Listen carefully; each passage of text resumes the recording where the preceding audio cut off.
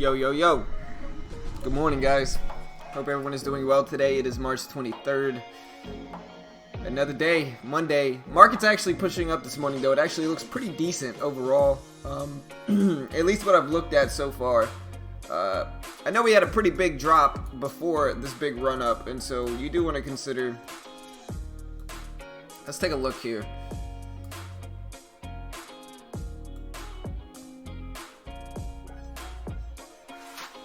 Alright, so this is the SPY this morning, team. This is the SPY, and like I said, we had a pretty big drop, but we have since just rebounded completely here. We're gonna have to look up some overall market news, but market's not looking that bad. Looks okay. We got WTRH gapping some, CNTY, BCP, SGNX, VMD. We've got APRN still pushing up some. This is Blue Apron, food delivery company, gapping up. I might start watching this one just because it moves a lot. LPSN gapping up some. We got TOT, little tot here, gapping up from 25.42 to 30.57 for TOT. Doesn't look bad. I honestly wish it had more volume though. We got HBI. But so we basically got a lot of gap ups, but on low volume. You know, PENN, TLRY, which is cannabis, Jack in the box, and so we got some gap ups, but mostly what I think we're gonna see is like mid and high cap stocks like AMD, MU, Prawn, CGC. I think we're gonna see all these stocks up mostly. RCL, Royal Caribbean is up, so Tesla, Apple, Microsoft, and so most of those are gapping up with the market, so it should be a fun day. Let's go ahead and start taking a look at the previous closing price and where that is in relation to some of these stocks.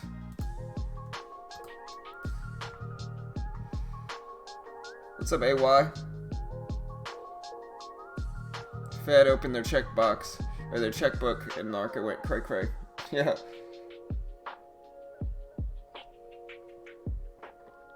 Alright, yeah, so we can take a look at some of these.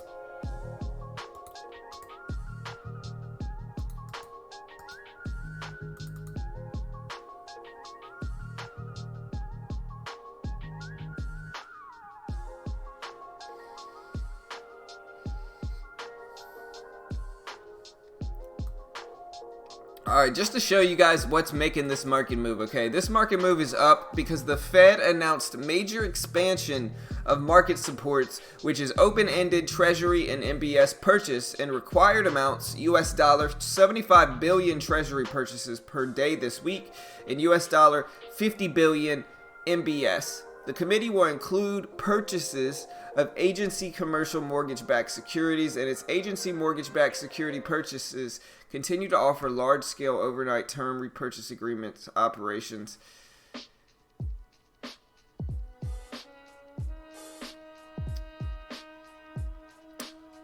Yeah, that's what's going on in this market. We'll see.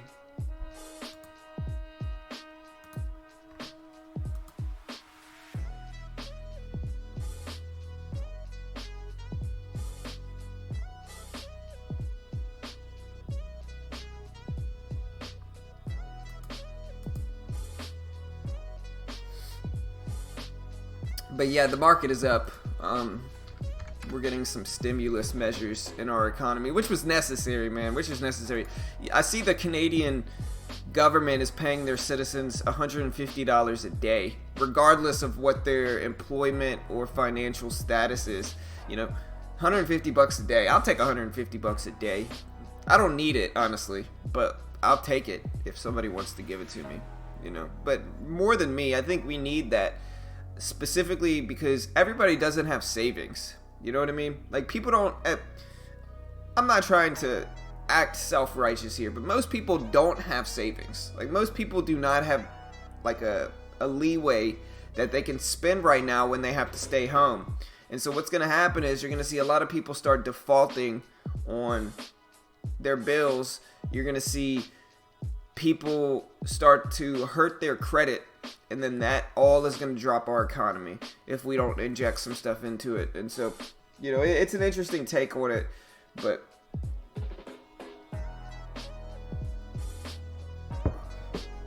what's up, two-way? Yeah, team.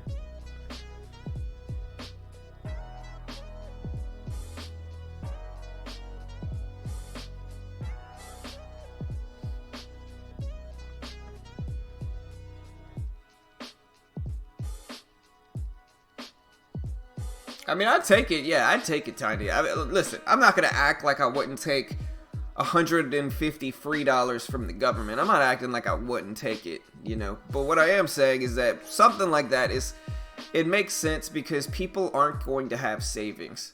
And so there's a few different options the government could take. Number one is the government could say, hey, we're going to give you more time to pay your bills. We're going to make it a regulation, or we're going to make it a rule for utility companies that basically says that you have to, or that they have to give you more time to pay your bills, or they have to just give you a month or two off of paying your bills. That's one of the options. The other option is to pay the citizens a certain amount of money every day in order to stay afloat. Because again, I think most people here don't have the money to support themselves, specifically their utilities, for months. Most people don't have that money just to hang out. A lot of people live paycheck to paycheck, and with that said, it's going to be difficult for them to stay afloat if they just have to stay home, they don't work, And what I say, I'm talking about like waiters, bartenders. You can't work from home as a waiter or a bartender, you know what I mean? And so like, you're living paycheck to paycheck, you got kids, you know what I mean? You don't have any means to pay your utilities the next few months, you're kind of SOL. You know what I mean? And so there's got to be something done for people like that. And I think that's a large portion of, our economy. And that's a large portion of the people here. Yeah, people are going to be stressing, Like I said, I'm very blessed in that I work from home. One of my jobs is this. And so my schedule's not really that different. I work from home. You know what I mean? I'm fine in this. This is what I do anyway. So I'm very blessed in that regard. But most people aren't, I don't think.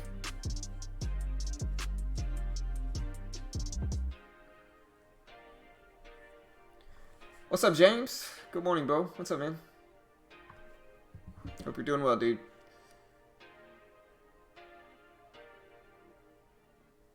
I think a big part of why peeps slowed down in grocery stores is because, one, they stocked up, two, they're broke. Yeah, you should tell my wife that, man. She keeps trying to go to the grocery store constantly. She doesn't want to, listen, she's not a hoarder, though, with the groceries. Like, she just wants fresh vegetables, right? So my wife's going to the store every 2 days to buy fresh vegetables and fruit. And I'm getting mad at her for it. The conversation is usually like, hey, during a pandemic, we're not going to have the luxury of having fresh vegetables and fruit. Stop going to the store. You're going to give us all the coronavirus. That's me. My wife's usually like, no, during this coronavirus, we need to eat healthy.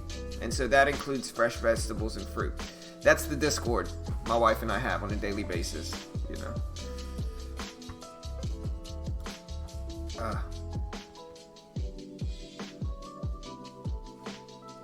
Starting to feel the tensions with peeps. Yeah, man, Nathan, market's getting pumped up. Yeah, for sure, Scott. People are going to start stressing. It does make perfect sense. I just wish our government could make a decision regarding... I think it's necessary, because I think if not, you're going to see a lot of people... You're going to see a lot of people start to cash out their savings. They're going to take it out of the banks. That's going to hurt our economy even more,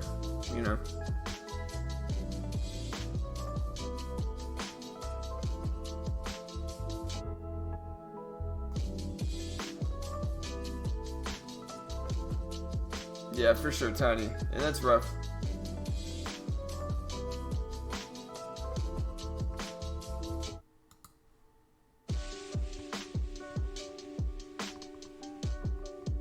Alright, let's look at the markets.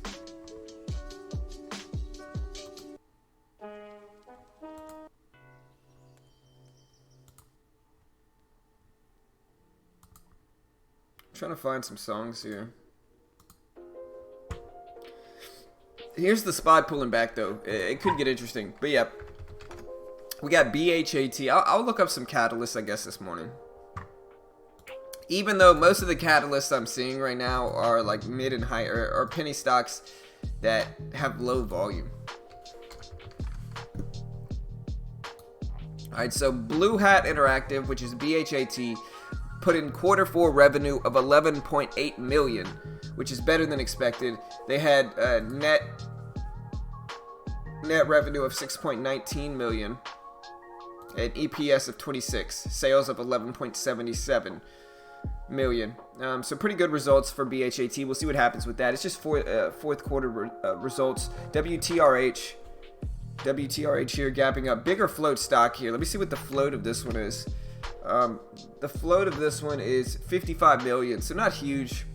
Okay, so yeah, this is Waiter. Actually, 2A was talking about this one today. Alright, it says Waiter Holdings expanded into same-day grocery delivery in Baton Rouge, Lafayette, Lake Charles, Louisiana, with more cities to come in the near future. Yeah, well, that's good. And they're up because of it. I think they're going to be doing well during this kind of crisis that's going on right now. They also partnered with Ralph's Market to expand into grocery delivery. That's cool. So yeah, that's Waiter app, food delivery. We got APRN, which is another food delivery company, gapping up some. It's Blue Apron. They deliver. I can order takeout from this app, and they'll deliver it to my house with the APRN app. We got VMD gapping up. Like I said, most of these are kind of low volume. COT, BNTX, HBI.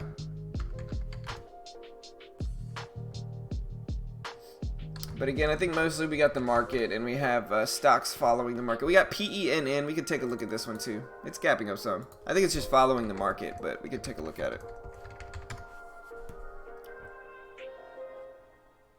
Sportsbooks are letting you make bets on the weather. I'm going to go ahead and read this. It's a travel article. I don't know what PENN is.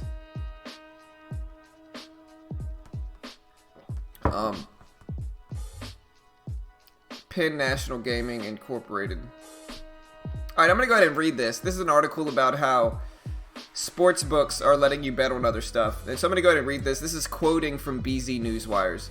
Okay, so it says, quote, It's no secret sport books across the globe have had their betting offerings decimated by the novel coronavirus pandemic. The NBA, NHL, MLB, and all suspended and postponed their regular seasons. Globally, soccer, rugby, and cricket clubs have had their competitive activities come to a screeching halt.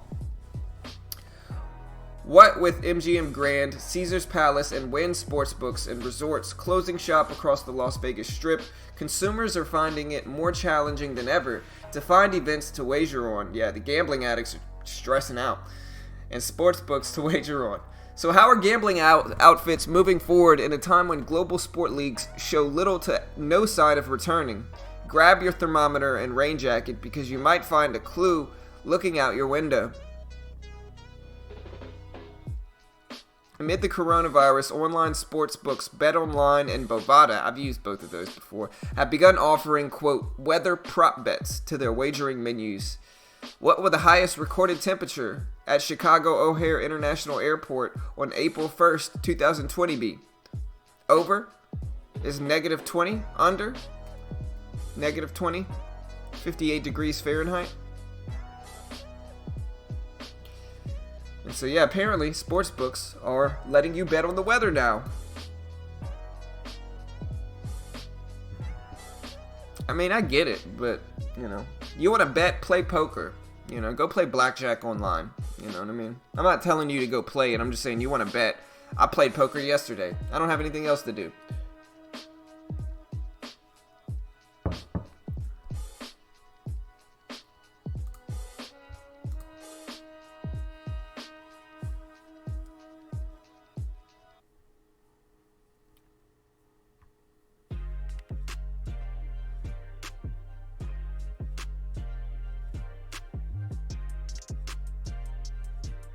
What's up, Gurav? This is looking forward to lessons on using trend line for every upcoming candle on a 5-minute time frame, please. Hey, brother, you want to ask Mitch about that, man? I'm mostly a high volume scalper. I do some good trades, but you want to ask Mitch on that, bro. Mitch is definitely the trend 5-minute time frame dude. So ask Mitch for that, Gurav. I got you. I'll remind him too. But that's what you want to do. Ask Mitch, because he's going to know better than me.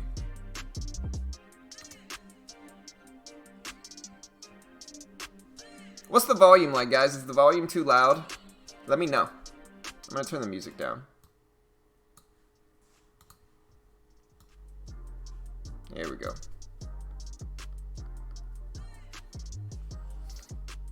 But yeah, like I said, people want to bet, man. Play poker, you know. That's what you do. Yeah, I'm using I use a few different ones. I use global poker.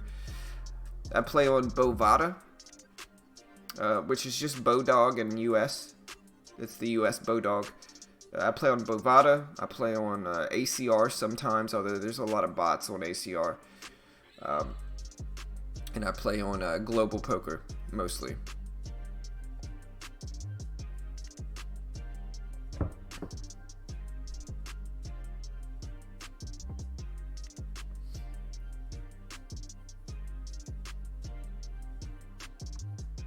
Alright, guys. So yeah, let me know what you're looking at in this market. I can go ahead and read some overall market news again. Market's just been popping off this morning.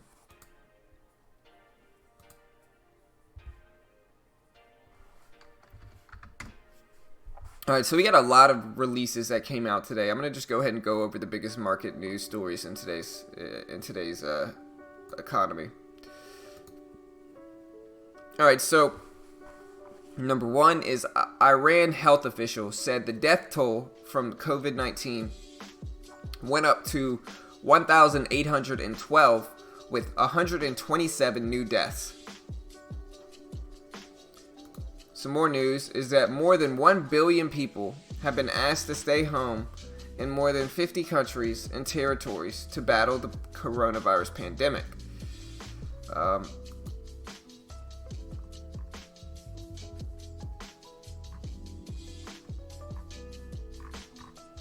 Fed announced that they're going to do an open-ended treasury, mortgage-backed securities, and will buy $375 billion in treasuries this week, with $250 million in MBSs. They also put a full statement that said expand measures to enhance liquidity and flow of credit to American workers, households, and businesses. And I go ahead and read this. This is some more info about what they did. And this is from Washington. It says, quote, the spread of coronavirus has disrupted economic activity and put significant liquidity pressure on U.S. businesses. To immediately enhance liquidity and support American workers, households, and businesses through this challenging period, the U.S. Treasury Secretary Stephen T. Mnuchin today announced the extension of 2 recently launched facilities and the establishment of 3 new facilities to provide liquidity to the financial system pursuant to Section 13.3 of the Fed Reserve Act. He approved the expansion of the MMLF to include a wide range of securities, including municipal variable rate demand notes and bank certificates of deposit. In addition, the CPFF was expanded to include high-quality tax-exempt commercial paper, and pricing was reduced. These actions will support the flow of credit to municipalities and immediately enhance liquidity to help American consumers and businesses impacted by the COVID-19. So yeah. There's 3 new programs. The first one is the Term Asset-Backed Securities Loan Facility, which is TALF, and under which the Fed Reserve Bank of New York will provide loans to U.S. companies that are secured by certain eligible consumer and small business asset-backed securities, such as student loans, auto and credit card loans, loans guaranteed by Small Business Administration, and certain other assets. The second type is the Primary Market Corporate Credit Facility, which is the PMCCF, under which the Federal Reserve Bank of New York will provide liquidity to U.S. financial and non-financial businesses by providing loan and bond financing to U.S. companies. And also the secondary market corporate facility, which is under which the Federal Reserve Bank of New York will purchase secondary market bonds issued by U.S. companies with investment-grade debt ratings.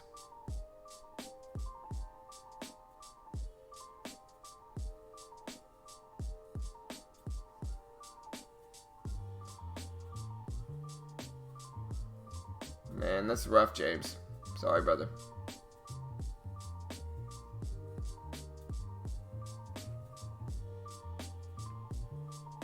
Yeah, hang in there, brother. It's tough, man.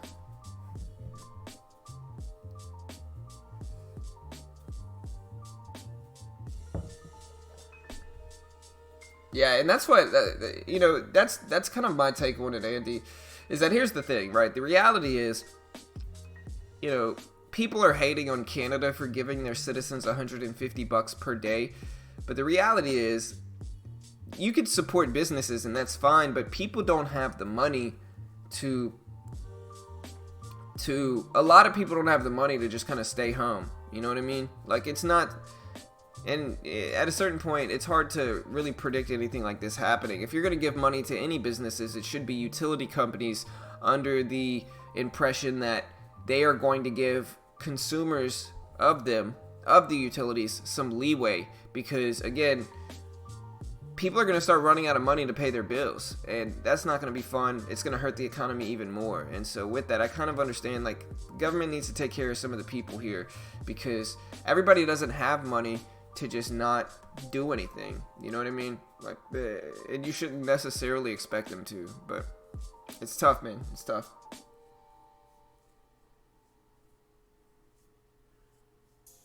Yeah, I don't feel sorry for the airlines at all.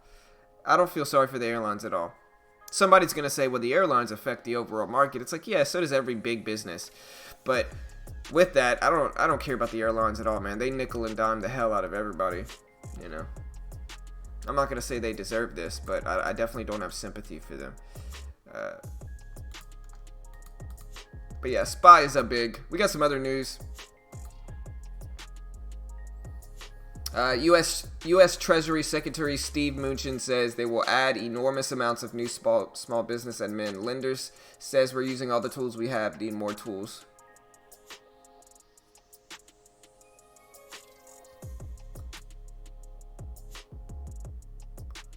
We got an article that said Trump is considering easing the stay-at-home advice to curb the economic rout. That's ridiculous. That's ridiculous, man. What's up, Junior?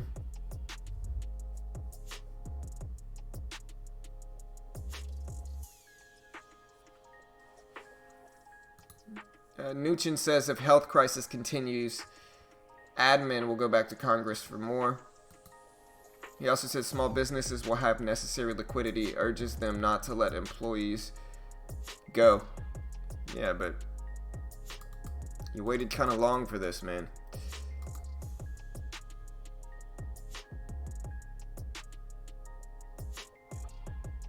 No, I understand, Big Baller, for sure. But what I'm saying, though, is that instead of supporting small businesses, and I know that is good for our economy, I think you got to support the people.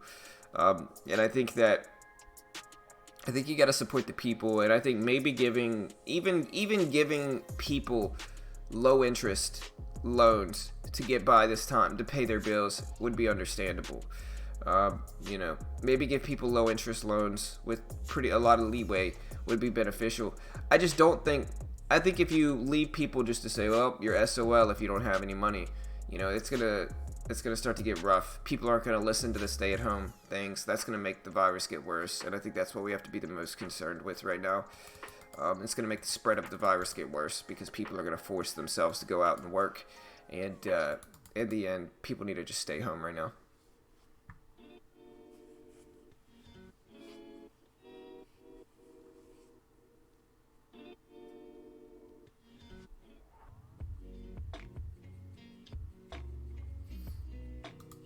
Yeah, the luxury to stay home and do nothing is called retirement. Yeah, I know. But what I'm saying right now is that right now it's not a luxury. It's a necessity. You know what I mean? Like, this isn't a luxury. This is a necessity. People need to stay home, man.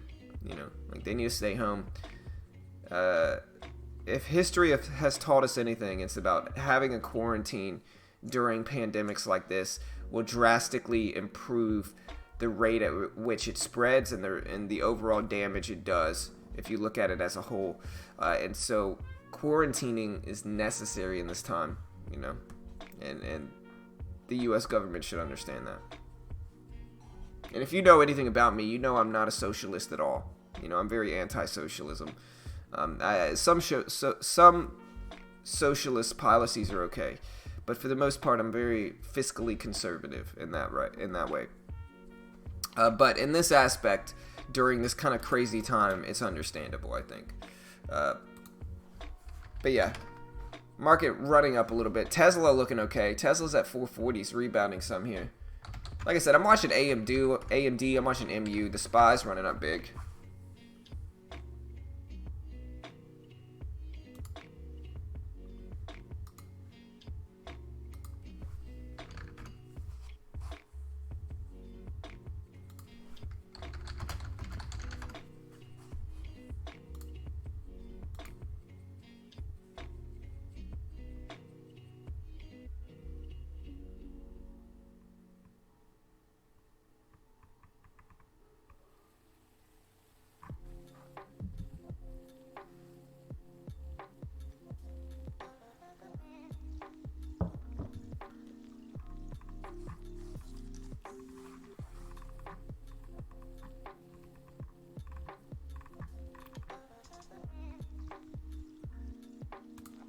And I'm still trying to look up some news, team. All right, so we did get the ETF preview for this market right now. I'll go ahead and read that.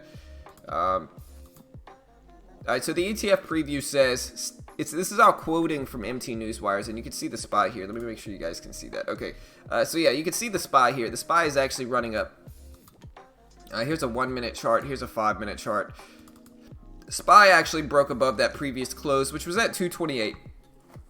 And again, this is all quoting from MT Newswires. It says, quote, stock futures managed to pull into positive territory ahead of the opening bell after the U.S. Fed Reserve said it will purchase as many assets as needed to make sure that markets are functioning smoothly and monetary policy is being implemented effectively. Earlier, investors had shied away from risky assets on growing fears the global economy will retreat into a recession due to the COVID-19 outbreak. Economists from Goldman Sachs, JP Morgan, Bank of America, among others, warned the U.S. economy will plunge into a recession, dragging the global economy with it, according to Business Insiders. Market sentiment was also weighed previously by the U.S. Fed Reserve of St. Louis President James Bullard's warning that the jobless rate in the world's biggest economy would climb further in the second quarter. Economic data releases, the Chicago Fed Activity Index showed a February reading of 0.16 compared with the Econoday estimate of negative 0.50.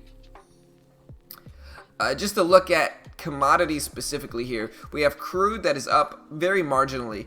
U.S. oil fund is down over 11%. Natural gas is down 2%. The U.S. natural gas fund is up over 5%. Gold is up 12%. The Spider Gold Trust is up over 2%. Silver's up more than 1%. And the iShares Silver Trust is up 6%. We have healthcare ETFs that are up roughly 2%. Biotech Index is up 1%. Vanguard Healthcare ETF is up 4% roughly. And so, yeah. That's the market, guys.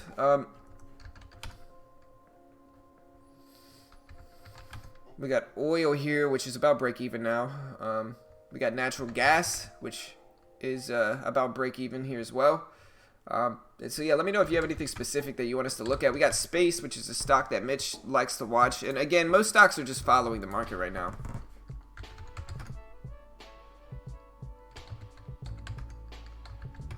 Gold is up pretty big here. Check out gold. Running up nicely there.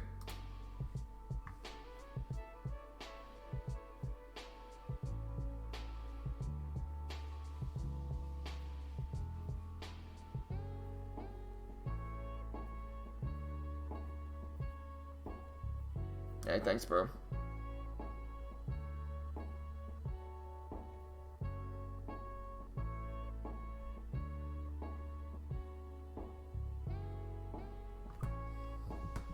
Fed said on 60 Minutes last night that they will, quote, pump infinite cash into the banks when asked if people should go to the banks and take out cash.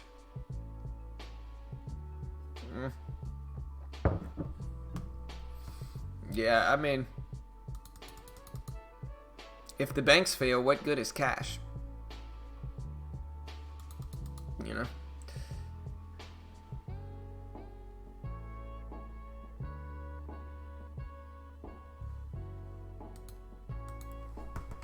Alright, we can look at some gap downs here as well. Like I said, the market's up. Most stocks are going to be following the market. So we got stuff like AMD, we got MU, we got Cron, we got CGC.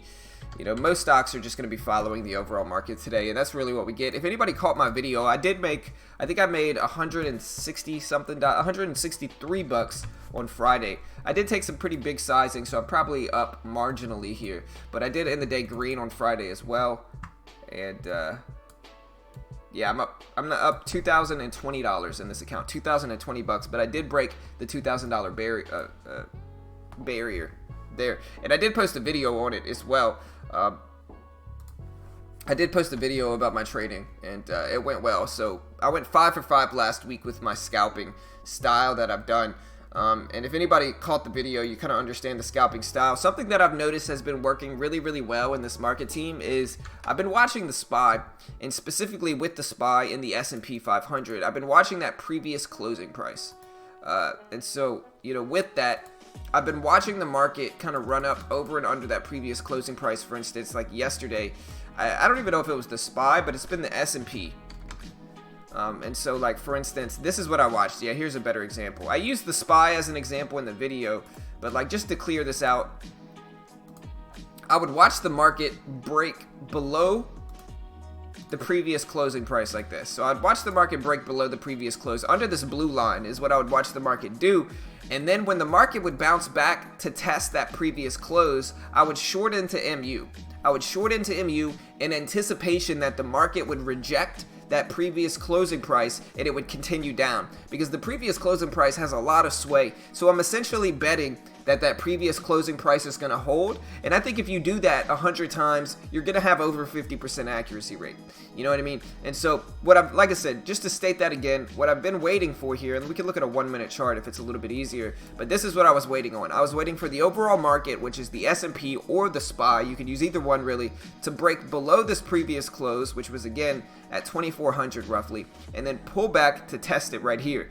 Right here is where I was shorting into MU. I would take MU and I would short into it right around here. And I would take it with a pretty big sizing, like 1,000 shares. I would scalp into it and then just take my profits quickly and make money. And it worked super well. It worked really, really well. And so I hope that makes sense for everyone. That's the strategy I used on Friday. And again, it worked really, really well. And so in this market, I'm definitely going to be watching and observing the overall market here. I think that's important. That's necessary. And, you know, I think the market's going to have a lot of sway over most stocks, unless they're in a beneficial sector to the coronavirus, like food, like WTRH, Waiter, like Blue Apron, APRN. You know, these are food delivery companies, so naturally they're going to be popping off today, regardless of what the market is doing. But if you look at everything else, like here's the SPY, which is just the little mini S&P, and then you look at everything else, everything is doing exactly what the SPY is doing. So like AMD, popping up over that previous gap down and then broke previous highs and ran up. MU, same thing. Gap down, broke previous highs and ran up. Now it's gapping up. Everything is doing this. BYND, gap down, broke previous highs, and now it's running up. And so everything's following the market right now. Everything is. And so the market goes up. Most mid and high caps over 50 bucks, over 30 bucks really are going to be running up with the market itself. You know, and you can look at, like I said, you can look at any stock. AMD doing the same thing. MU, CGC, they're all doing the same thing. They gap down originally and then they're breaking previous highs and running up. Tesla is looking pretty solid this morning. Same exact thing on Tesla too. We got Roku gapping up some. We got Disney here gapping up some. And so yeah, we got a lot of stuff to watch here. Disney's up. And so yeah, like I said, I think Disney's super cheap right now. I think Disney's really, really cheap.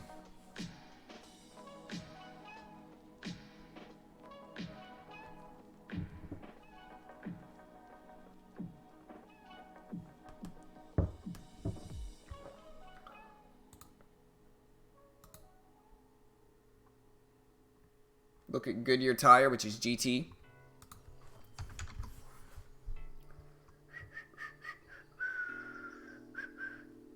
All right, team.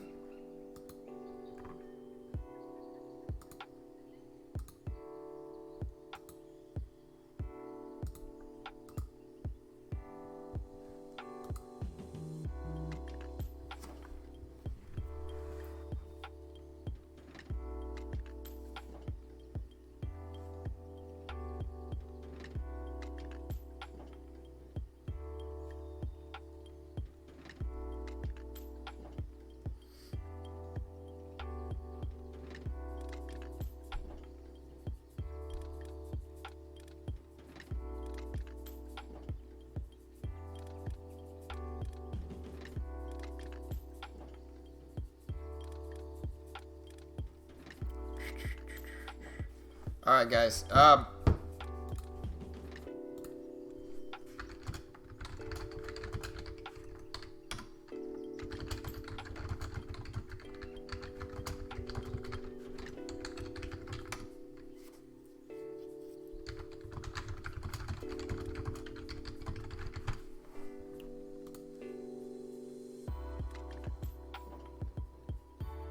YouTube didn't show me you were online. What jerks? Yeah, they do that sometimes. That's why I'm assuming we have less people in here. Is that sometimes the algorithm will mess up on YouTube. It is what it is, you know.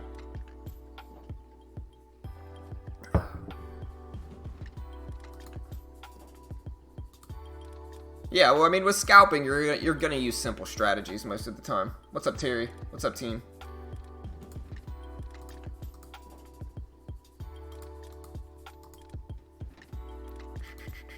Like I said, let me know if you have anything specific you want me to go over today.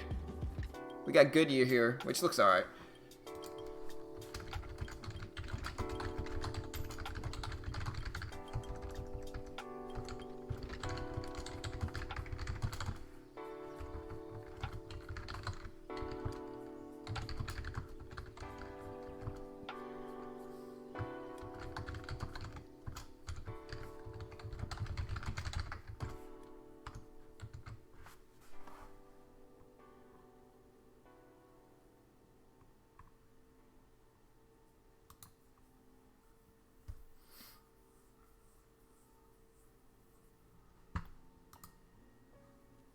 What's up, Ray Ray? Good morning, brother.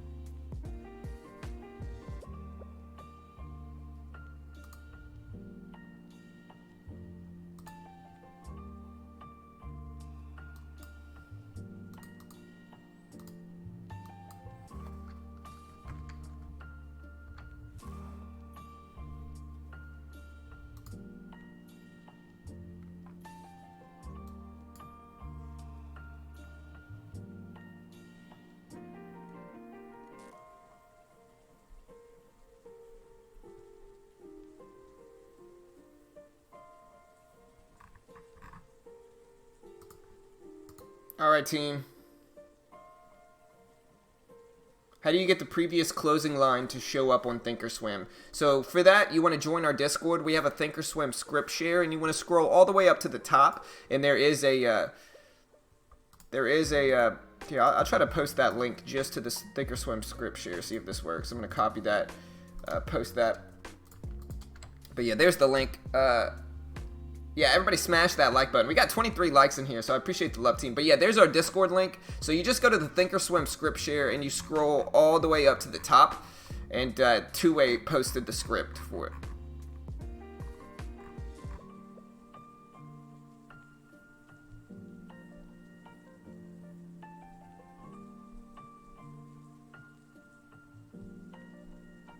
Honestly, I could probably write...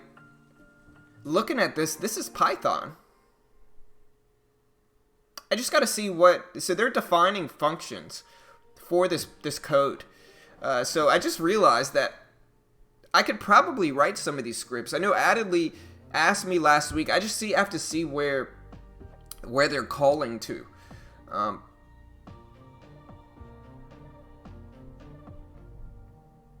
Because I don't see where they define the function get last day, get last year equals get year, then yes, else no. Alright, so that's an if-else statement. So I could probably actually write some code on Thinkorswim. I just don't know what I would write, but I'm looking at it. This is actually Python. I could write that. I'm mostly a JavaScript front-end programmer, but I could still probably write some Python scripts as well.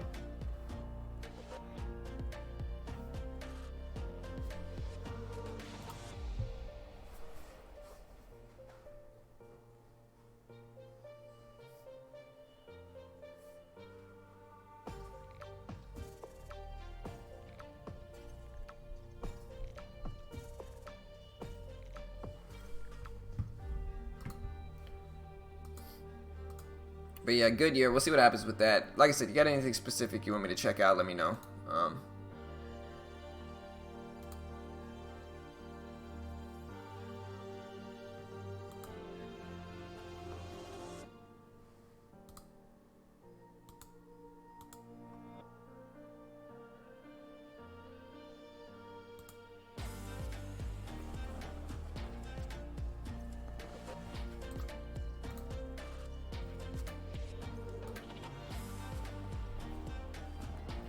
Breaking highs. At least the spot.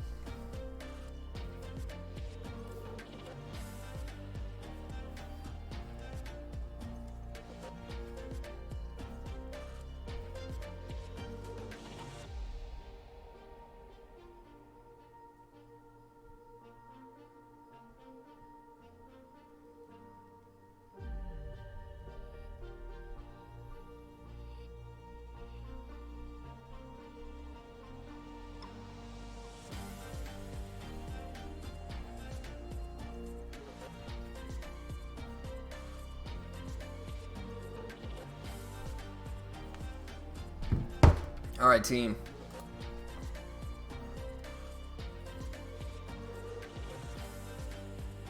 Right. Yeah, I trade on tests, charting on Thinkorswim. Yeah, Python. I mean, I know Python. Python is just for all you non-programmers out there, Python is like one of the simplest programming languages. It's extremely simple. It's kind of like Python is the programming language that is kind of like you're just regularly talking, right? So just to put it into perspective, to define a function in JavaScript, you would have to say function blank, open close parentheses, open curly braces, and then you would have to define your function, right? Then you would have to use close curly braces, and then whatever is in those curly braces is what your function actually does. And so I could say function John is cool, open close parentheses, open curly braces, console.log John is cool, and that's a function that console.logs John is cool to the console, right? Sorry, this might be a little bit confusing. That is in JavaScript. If you remember all of that, that's in JavaScript, right? A little bit more complicated language. In Python, that would just be def John is cool, colon.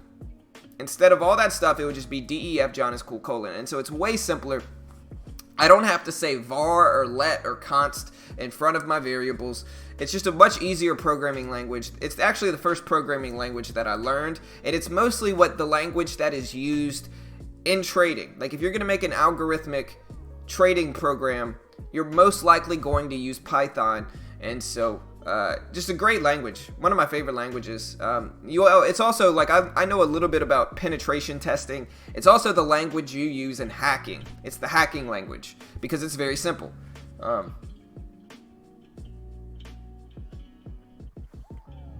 Not more simple than HTML though. Right, HTML is not really a language. It's a design framework.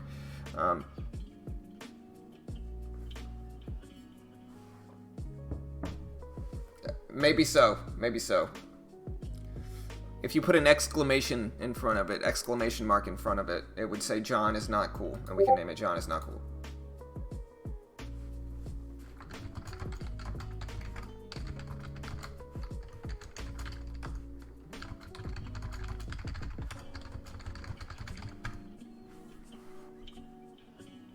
All right, we got Mitch in here.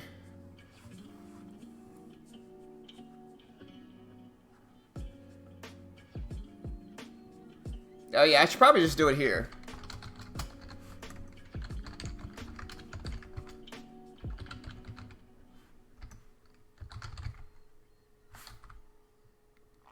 Yeah, here's the JavaScript function.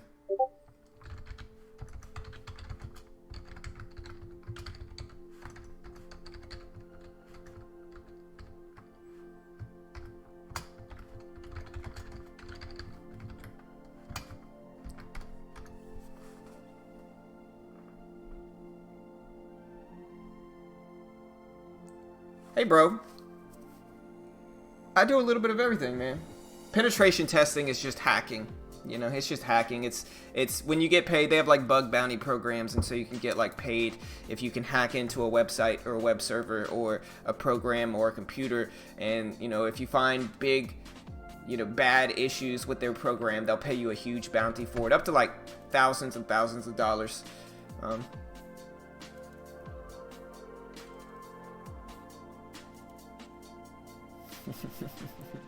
Hypertext markup language. All right, let me get Mitch in here.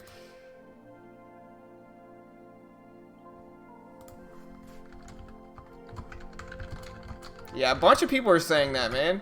They're saying YouTube isn't making my channel show up. Thanks, YouTube. You're not showing my channel to anybody, man. YouTube's probably having problems with their servers and everything during this, too. But yeah, there he is. My man.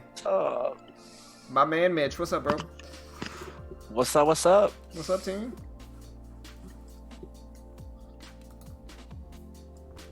Boom, boom. What's going on, What's team? up, dude? What's going on? What's up, gamer? Good morning, good morning. How we doing, team? I'm doing good, man. Talking about programming a little bit this AM, you know? Everybody's getting mad at me. No stocks, John. Yeah, hey, YouTube's not showing me as live to everybody today. Thanks, YouTube. You know, what's up, dude? YouTube ripping me off this morning, man. I got ready for today's stream, and you're not even gonna show people I'm here, you know? Yeah, guys. Yeah, support the love, man. Hit the like for us. Let everybody see the stream. Yeah. Hit the like. Pretty hard to deploy JavaScript anymore. Many companies have it banned. How about this? How about this, guys? If you guys change the likes to above 50, I'll give you access to right here why I think Live Nation is one of the best stocks to buy right now. And I'll tell you what, it has a billionaire buying it.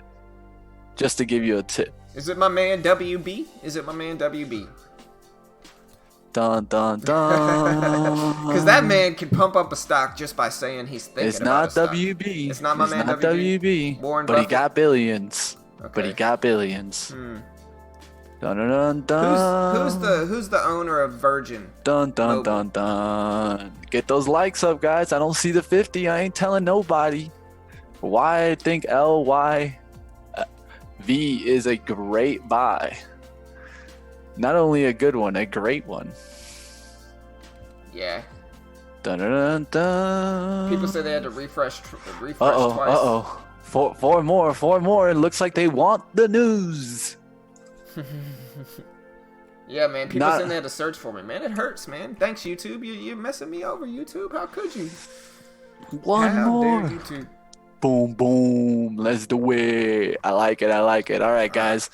Let's give you guys the news. Yep.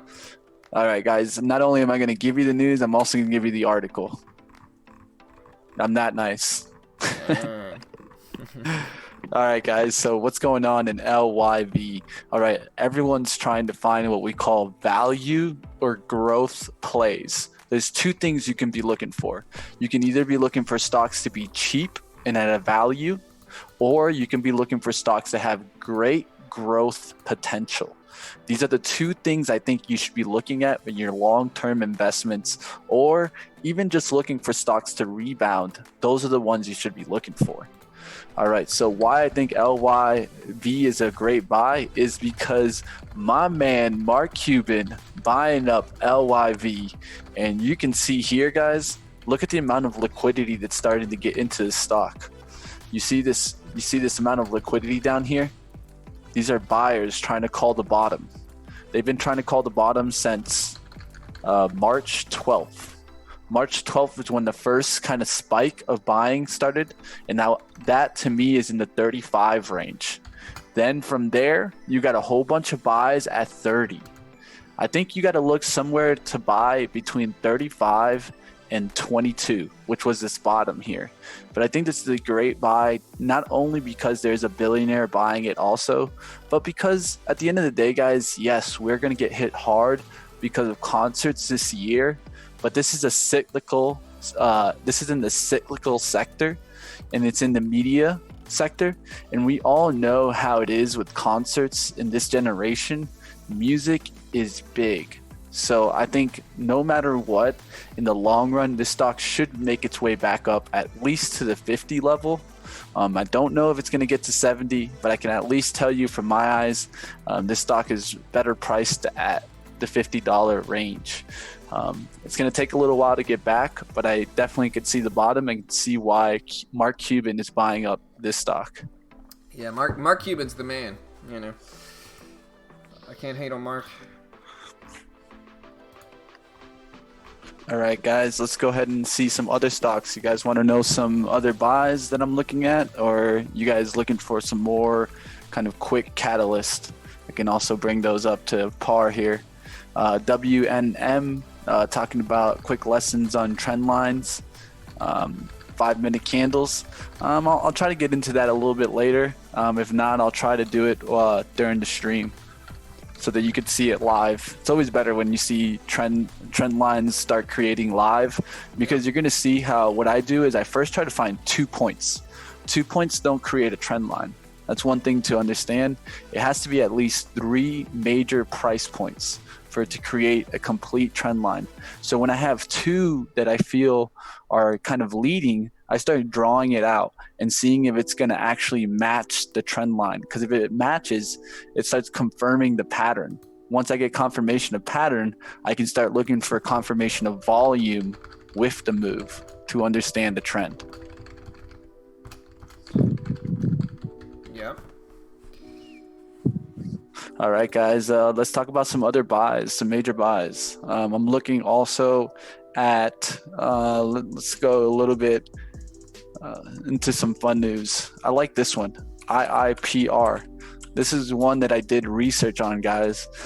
This is how I found this stock. This is a stock that doesn't trade as openly and big, but I do like this stock because it's a real estate stock. Why? Because real estate usually is going to create long-term leases, right? So these long-term leases still need to be paid no matter what, you know. I do think some stocks, some of these properties could maybe go bankrupt, but eventually these loans will be paid off. IIPR is actually paying a dollar per share this quarter for its dividend. That's another thing that's really positive. I think that you have to look for stocks that have good dividends right now. This stock specializes in the marijuana industry, and is actually being helped out by the Banking Act not working and not passing through in Congress. The Banking Act, everyone thought was going to help the marijuana industry, but it's actually dying out in legislation. And what ended up happening is this company is actually the last resort for lenders in the marijuana industry. What they do is they buy properties, marijuana properties that already are working, and then they lease them back to these companies. They get great rate of return, 15%, and they also make 13.3% on capital. This is a company that's been buying up new properties, and yes, they gave out dilution to get those new properties, but this is loans that are put to work immediately. So immediately they're making the money back on those properties that they buy up. Another key stat to watch, something that I learned about, that you guys can learn about, is that when you're looking in the real estate and you look into REITs, what you want to look for is you want to see how their funds from operation are doing. And the reason why you want to see this is because it actually normalizes depreciation in building assets. So look how their funds from their operations are doing. And at least from the analysis that I found, the price on this stock could be as high as $112. This is IIPR. Just giving you guys some insight, man. Yeah, man. What do you think about the overall market, man? Check it out. Overall market's taking the swing, man. It rose up there to the 240s. Everyone thought this was just going to rip out because the Feds bought up the market again. I don't know if you heard, but yeah, for sure. The Feds sweeping in there and trying to save the market again. I really think this is going to save the market. I mean, a lot of people when it came out thought that, hey, okay, well, this is going to save the market here. It started ripping up. And boy, was it a rip. I mean, it went from 220s at 8 a.m. all the way up to, in 26 minutes, up there to the 240s. So that's a big move overall. You're talking about a almost 7.5% move. And what's the limit up? I think it is 7%. I think we almost got to the limit up. Yeah, for sure. It is. It's 7%, right? It's 7 and then 10%. Yeah, from what I know, it's 7, then 10%. Then after that, I think it's 15 or 20 to close the day, something like that. Yeah, I'm pretty sure it's on both sides, so it's 7% on both sides. And so really, the one they check for that is the S&P. So it depends. The SPY is actually not that far away from break even, so I don't think we're gonna get a halt.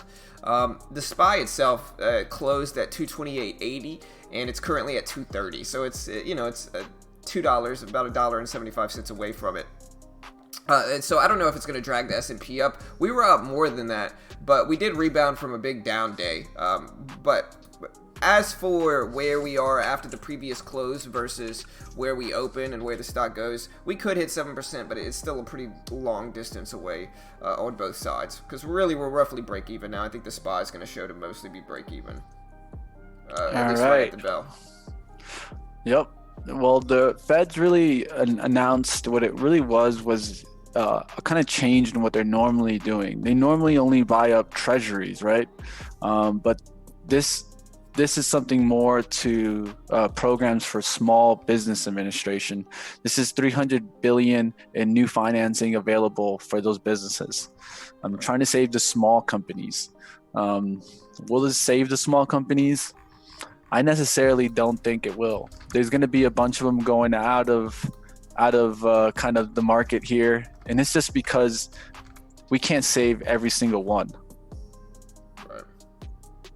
Okay, so one of the things that I'm looking at are what are those companies that are going to go out of stock? What are those companies that are going to get off the market and really disappear? You could look to short those or maybe put a put option on those.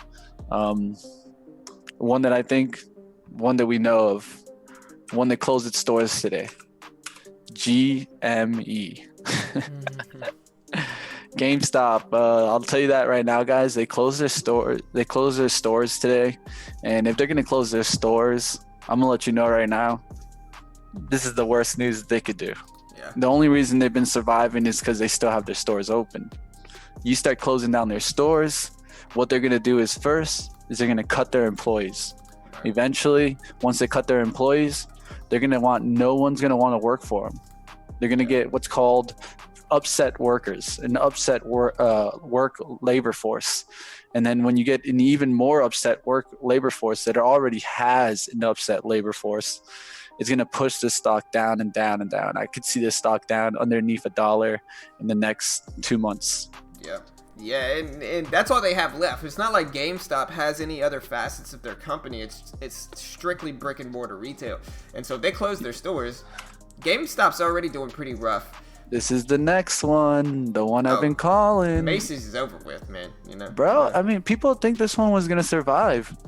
People really think this one was gonna survive, man. I mean, look at it in 2018. It got up there to $40. All 2019, I was saying, nope. This one's a sell. Then in 2019, it just held those 17s. I would always wonder why it's holding, but we really got destroyed there, guys. And look at this stock now down to $6. You know why this one's getting hurt the most? Why? Because their flagship store, the one thing I told them was going to destroy them, was do not invest in a big old store in New York. That's not the move. That's what they did. Look at New York's business right now. That's why Macy's is struggling right now. Because their best store, the store they spend all this money on to fill it up with good products and to put employees in, is not even open. Yeah, for sure. And if it's not open and this company is already struggling with debt, guess what's going to happen? Boom. This is another JC Penney. Yeah. This is another JC Penney. You see this 45 cents? You see how JC Penney's only 45 cents? Look at the decline here. Look at this decline when it started actually fading down. This is like a crack. It cracked from $8 and it cracked all the way down to about $2 or $3. It bounced a little bit and from there washed away. This is the same way I feel on Macy's. We might get a little bounce to maybe $10, but after that, I think the stock is done. Yeah, for sure. I think so too. All right, so guys. We got 30 seconds. Plus side. Last one I'm gonna put out is Duke. Duke Energy for the long term, I think is gonna do well. Lower interest rates help energy companies, and at the end of the day, if people are stuck at home, you got to use some energy, right? Yeah. Adam says, "Hey man, you're not showing up in my sub feed." Yeah, for sure. I already kind of know something. All right, guys. We'll watch Rad for sure. That's one of the best ones. Well, I'm watching my healthcare companies, and I'm watching also LK. All right, there's the bell. Good luck, team. Yeah, I'm gonna watch AMD MU. I'm gonna go back to my scalping game. It's been working pretty well. You can nail it. Let's do it.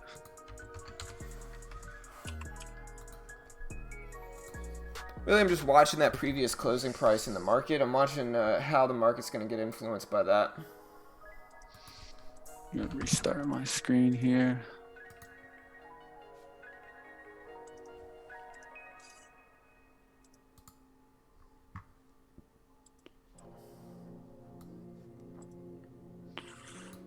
Right, let's change screens here. Bigger screen. Boom, boom. All right. We're gonna add WBA first.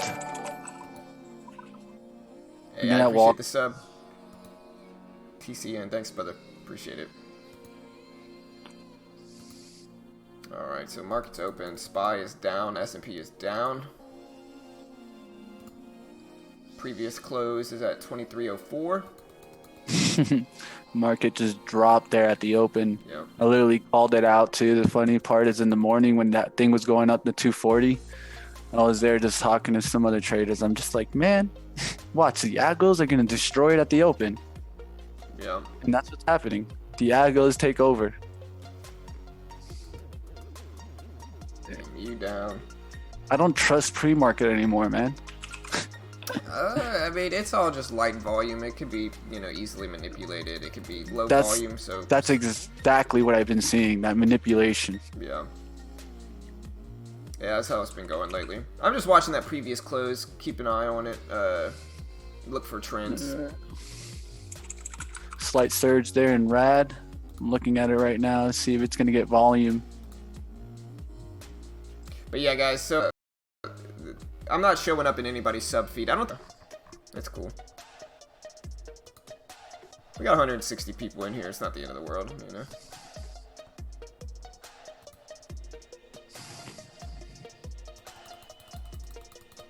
Trying to see if we're going to get a rebound here in RAD. Starting to push up. I like it. See if we can get a pullback here to 1780s. AMD pulling back to the VWAP. SPY, S&P are bouncing. MU's bouncing. Roku's up on the day again. AMD get into VWAP.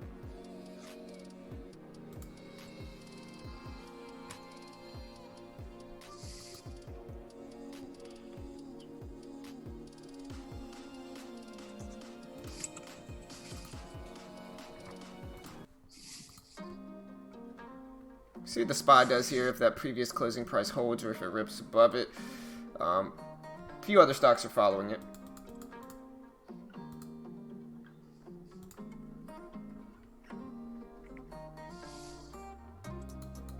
Roku's been running up.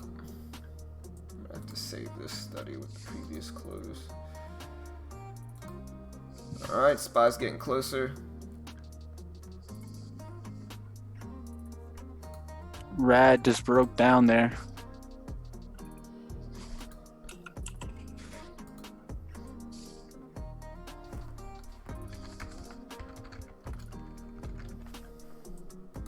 Alright, so SPY's pretty close. The previous closing price on the SPY is at 228.90. We are at 228 roughly, so we're about $1 away.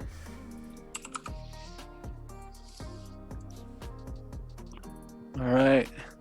Gonna see if this is gonna rip above 40 50s here for AMD. If not, take a short. All right, looking to get in the 30s here and get short here. 40 30s.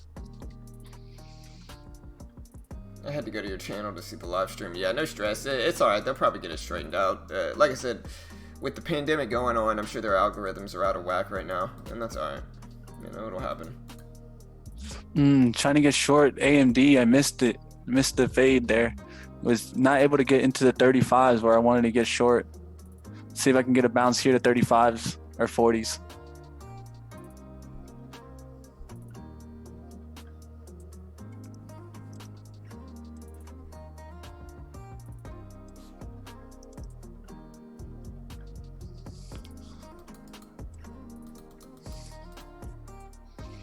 Order out for me, but I need a bounce to get filled. Alright, SPY's pulling back.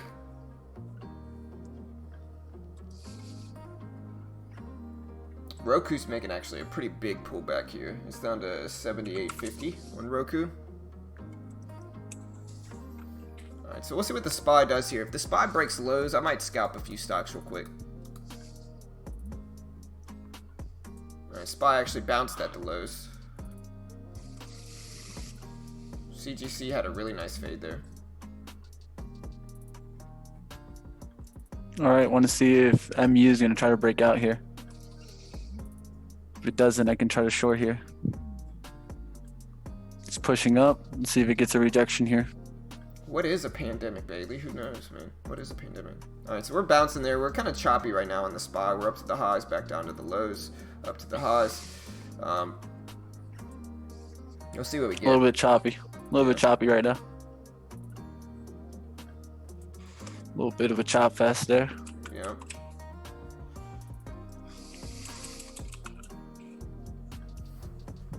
Yeah, just to show you guys. So yeah, like this is our market right now.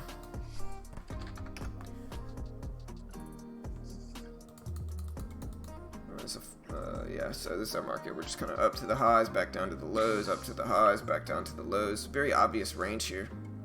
You can see the range right here. All right, big scoop there for MU. Watch for AMD to scoop back up. Let's see what happens here. You can kind of see this range right here. Until we break this range, I'm going to stay put. You see that range right there? We're just kind of going up to those highs, back down to the lows. If we break this low down here, I might scalp a few moves, but we'll see.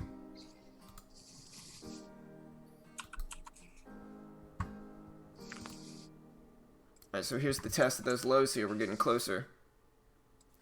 SPY back down to the lows, trying to break, and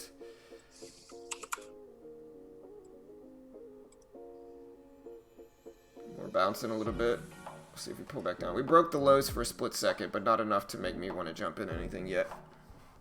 All right, I'm probably going to go long here on CVS if it can hold here. Alright, we're breaking the lows of the market again. S&P and SPY just broke the lows of the day.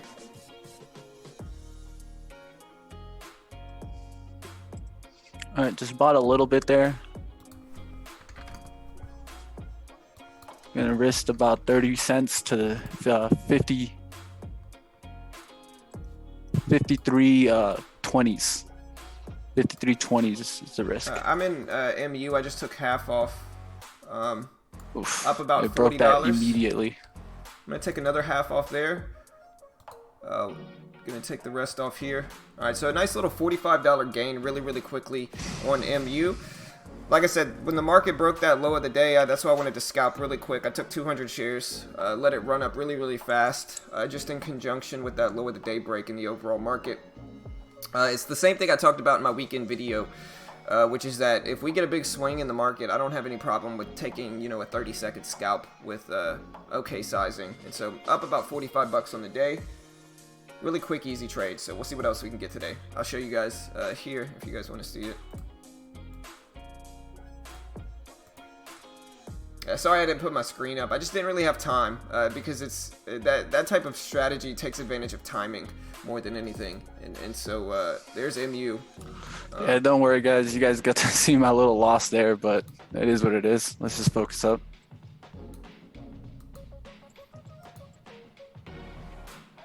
Urban down big on the day. EMPH down big on the day. APHA down big on the day. Thanks, Bailey. I appreciate it. Rad making a surgence there.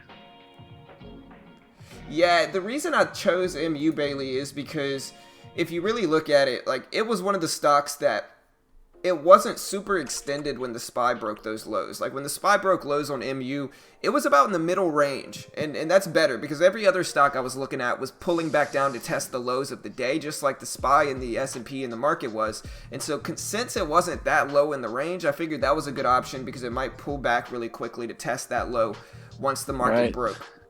Just took a starter there. 46.63s on WBA off of 46.40s. Great surgence there, guys. Great surgence. I'm looking to add here. Pullbacks, I'll add.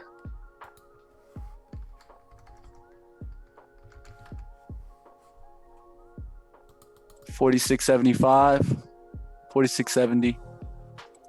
Putting out an order to add at $46.70.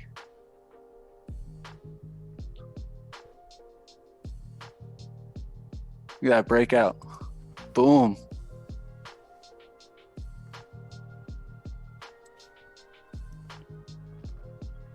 Kind of looking at Roku, see if Roku can pull back to 78.10. Watch for CVS to start coming back too. CVS and RAD. Yeah, it depends on what the market does here. If the market continues, I might short into Roku on a bounce. But it really, people are going to be using Roku and streaming services a little bit more often than they genuinely do. Looking for 53.20s here. 53.20s. How much did you make? Made 45 bucks, 46 bucks.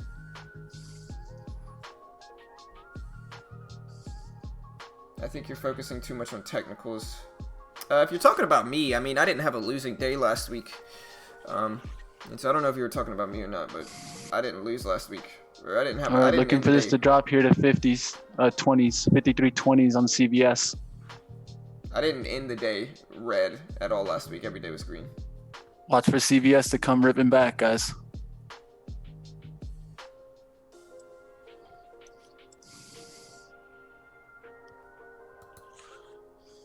Looking for a pullback here to get in there. I'm looking to add here on WBA. We're doing really great in that one. Next level for that one is 47.80s. I'll take some off there.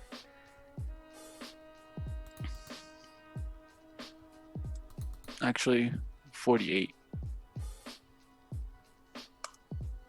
It's next level.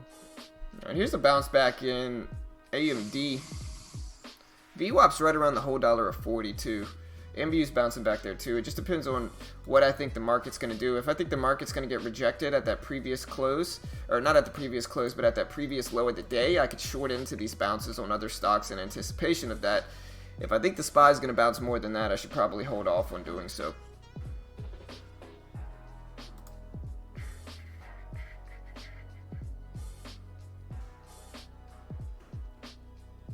Lyft. Yeah, I have to watch Lyft. I had some pretty good trades on Lyft and Uber before. All right, having a little internet overload here. Got to restart platform. Even my TC froze up.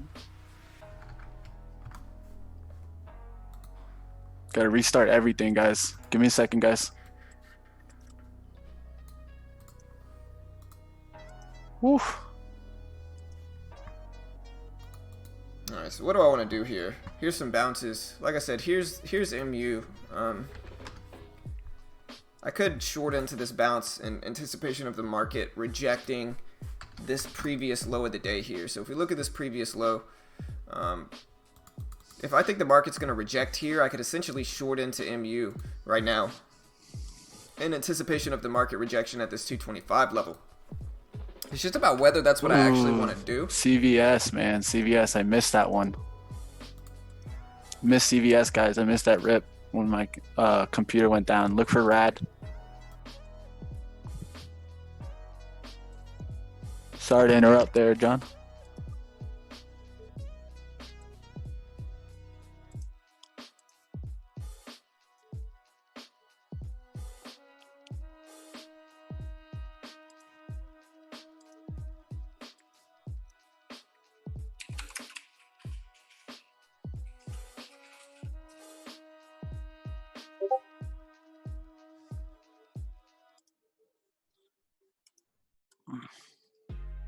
That pullback.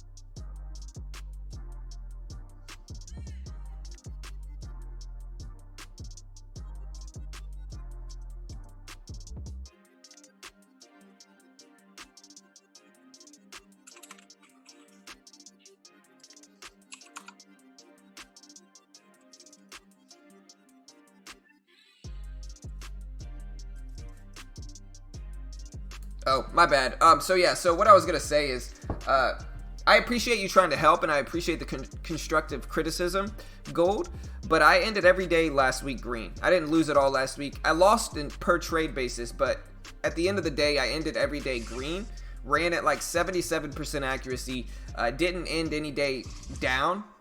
Even if you watch every stream and you watch what my account ended at on every stream, the only day I ended red was Friday, and I did rebound on Friday. And so I think in trading, if you have something that works, you just got to stick with it and kind of ignore everybody else, because people are going to try to tell you how to trade. And in the end, if you have something that works, it would be crazy to change from something that's working to something that you don't know if it's going to work. My biggest issue is I have to scale up in size, which I've always talked about I needed to do. But as for like my per trade like strategy, that is working extremely well in this market. And so I'm not, like I said, it would be crazy of me to take something that's giving me almost 80% accuracy and to do something else because somebody in the comment section on YouTube told me to. You know what I mean? And so I appreciate the constructive criticism. I really do. I know you're just trying to help, but try to look at it in that way. See, like, I'm growing my account. I just need to scale up in size some. But the strategies have been obviously working really, really well.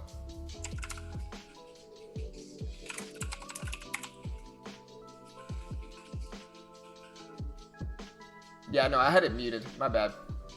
And yeah, everybody's a little bit different.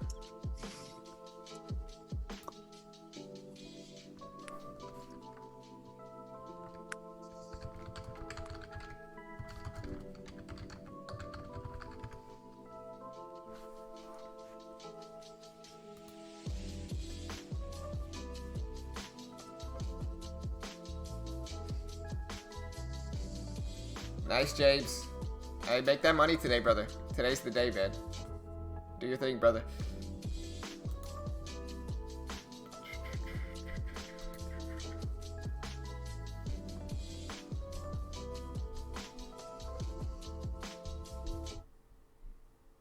Because, yeah, I mean, like I said, this past week, this is my trading, right? Let me look at my trader view. Yeah. I'm running at 77% accuracy, 17 winning trades, 5 losing trades. My largest loss was $27. My largest gain was 167 last week. My average hold time for a winning trade was 12 minutes. Losing trade was 6 minutes. So yeah, those are pretty good stats, brother. I gotta just stick with that, man.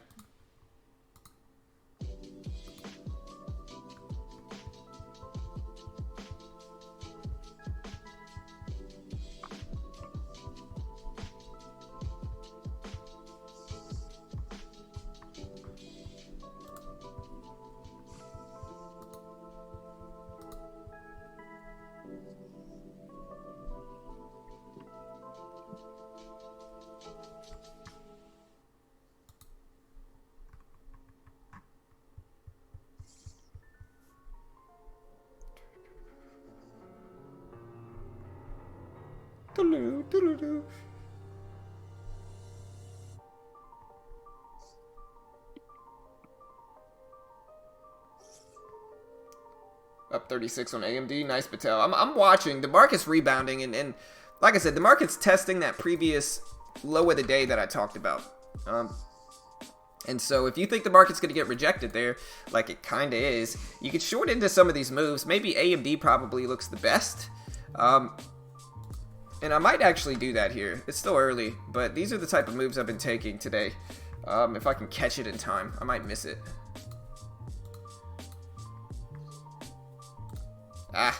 Maybe I missed it some. Just flipped on me. Anything below this 50, I gotta get out.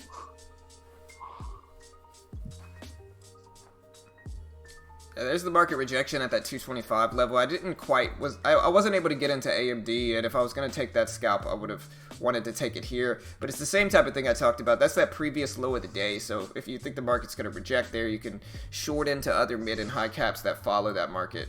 MU is kind of the outlier here. It's doing the opposite. So maybe that one wouldn't have been good, but AMD looks all right.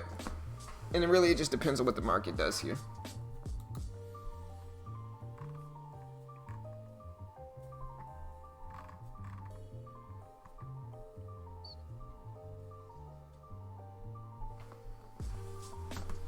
What is the minimum deposit? So it's not a deposit. It is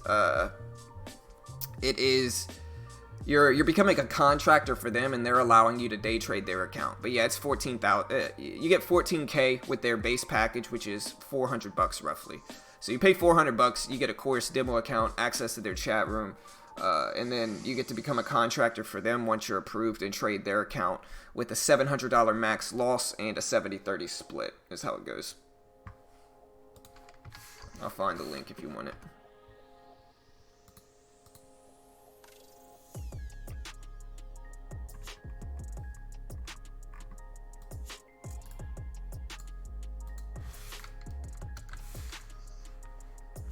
When is that supposed to be, Nathan? Yeah, there's the link if you want to check it out. It's $3.99. Get the student package though, otherwise you're basically paying $400 for a demo since you're going to lose the account in 48 hours. Yeah, that's about right most of the time. Mitch is the exception though. He's been growing his. Can you show the biggest percentage gainers from yesterday, please? Yesterday was Sunday. You know, the key with a small account is always rules. When you have a bigger account, you flex your rules, you sometimes get around it because you can get around the down draw. But when you have a small account, there's no getting around the down draws. Not if you're going to keep swinging. Yep. All right, here's the market actually pulling back to the VWAP here. We'll see what happens here as well. All right, looking for volume to get in on this pullback here, and I'll add some more. Out of AMD for a loss. Hey, brother. Sorry, man. You know, market. A little bit of intense day. Yeah, market didn't hold at that 225 level. That's why I said if you think it's gonna hold there, you know, that's a good idea. But I'm gonna wait. I like the previous closing price more than anything, and so I'll probably wait and let the market test that some. When's the stimulus package supposed to come out, though? Well, it got rejected in the Senate. It didn't even make it to Congress. Yeah, the Democrats rejected it, and then the Feds tried to save the market this morning. See, that's crazy. That's what happened. Yeah. So they tried to save the market this morning. All right, guys, if I get a squeeze in mine, I'll be looking for RAD to kind of do the same. Same sector. CVS setting up also. CGC with a good push there. You can look for maybe a VWAP bounce play. Red to green VWAP bounce. Supposed to be at 11:30 market time. Okay, so that is in it's supposed to be 10 o'clock, so that is in an hour and a half.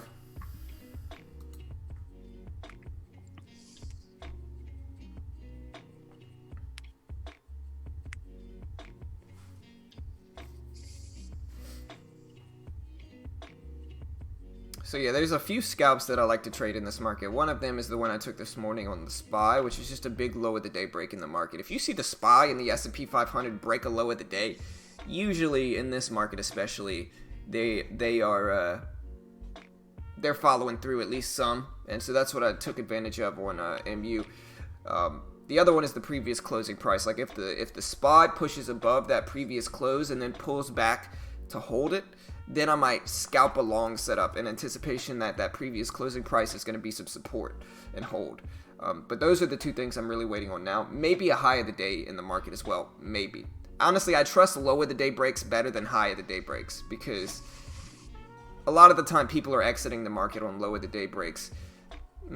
Some people are buying on high of the day breaks, but a lot of people are exiting on low of the day breaks. So that's what I'm waiting on and seeing here. All right, seeing a bottoming effect here. Up 1, down 1, up 2, down 2, up 3, down 3. Risk is 46.50s. Hey, no stress, James. Happy to help, brother. A lot of volume just got into CVS, guys. 116,000 shares there. We'll look for RAD to start getting a boost here. What's up, Joseph? Officially working from home. Gonna be a fun couple of weeks. Yeah, man.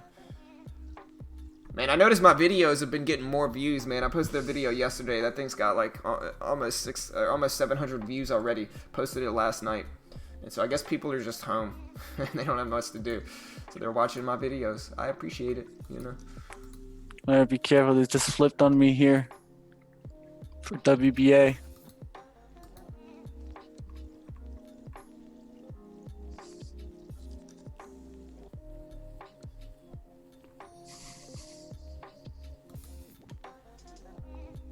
Big pullback here. Gotta be careful. Market pulling up to test the VWAP. It's testing the VWAP now, so we'll see what happens here. Could be a fun day. The high of the day now is at 228.26, and then the previous closing price in the SPY is right above that at 229 basically. Same thing with the S&P. The high of the day is 2,290. Really 2,291 roughly, and the previous close is at 2,304. Let's see if the SPY fades here.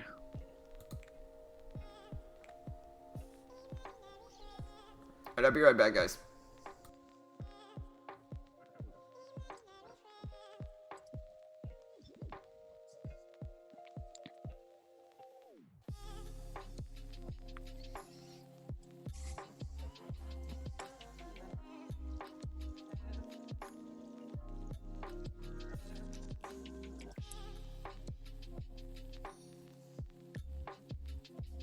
Nice scoop up there. We'll look for a 75 to 60s here.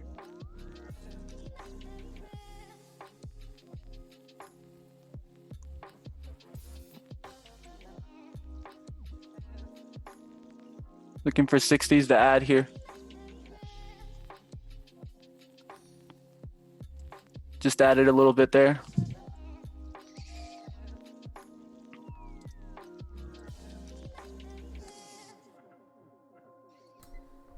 Gotta be careful here, guys. It's dropping fast.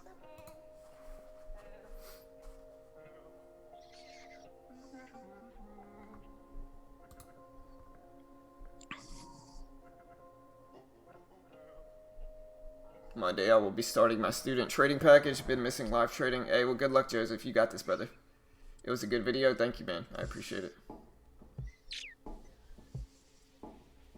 All right, want to see if the SPY can come back up here. There you go, nice pick up there. If we get above 47 here, I'm going to add another 100 shares. So now our bottom is going to be this 70. We don't want to see it crack through that 70 here. We want to see it hold those 70s.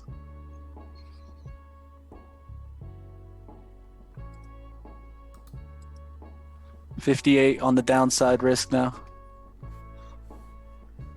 Ooh, look at CGC, man. Cannabis stocks just ripping up today. All right, this is holding the 70s. Don't want to see the 70s crack. Disney's pulling up to test that high of the day. It just cracked. You gotta be careful here now. Crude on fire. Let me see. What is that? UWT. That's not on fire. It's still down on the day, I think.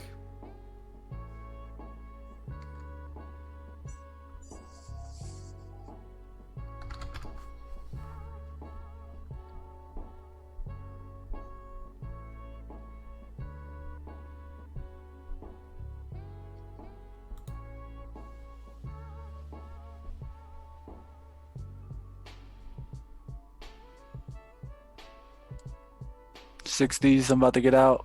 If $60s crack here, you gotta get out. This is cracking down.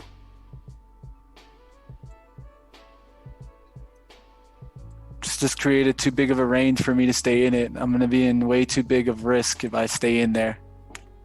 Had to step out. Second loss of the day. Disney getting rejected at that previous high of the day here. If you take a look at Disney, that's the previous high of the day. It's also the previous closing price. So this is actually a big level in Disney. Thinking maybe I should scalp it on that break. Maybe.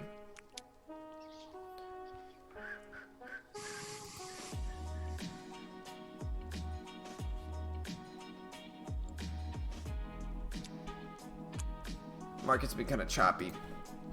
Yep, 100%. There you go. I'm gonna crack down there. That's why I was gonna be in too big of a worry if it did this move here. Yeah, here's the S&P. We're basically going down to lows, up to the highs. We'll see if we go back down to the lows now. What happens if the SPY fades itself? CVS looks like it's gonna crack down. Let's see what happens here.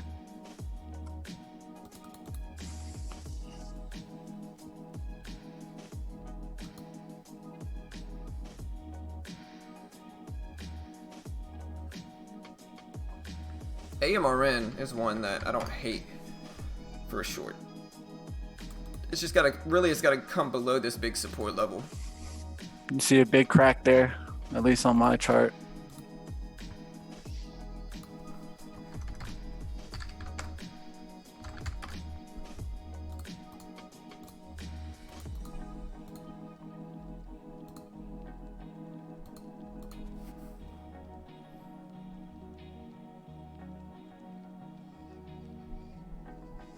Kind of thinking about shorting AMRN here. Just depends on what the market itself does. Market bounces up here. I'm not going to do it.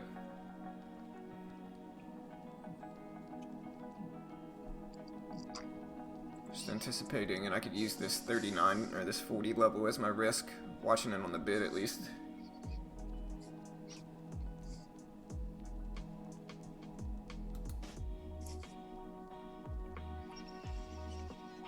All right here is where I'm going to see if we're going to get the swing or not.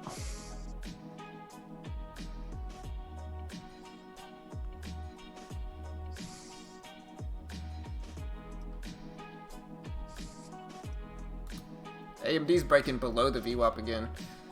We'll see what happens.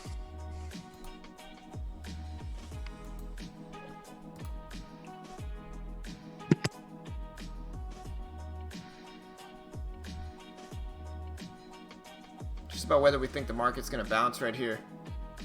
Here's the market. Maybe I should have shorted AMD or AMRN. There's the move I was looking for. Maybe I should have. I just hesitated a little bit too much, and now it's just too low for me to do that. But that was the move I was looking for, and really the SPY kind of is coming down, which would have helped. This is the big level in the SPY, that is 225, which was that previous low of the day prior to the break. So we'll see. I'm just gonna wait. We've been in a pretty tight range today. Maybe I'll wait for some low of the day cracks or something like that.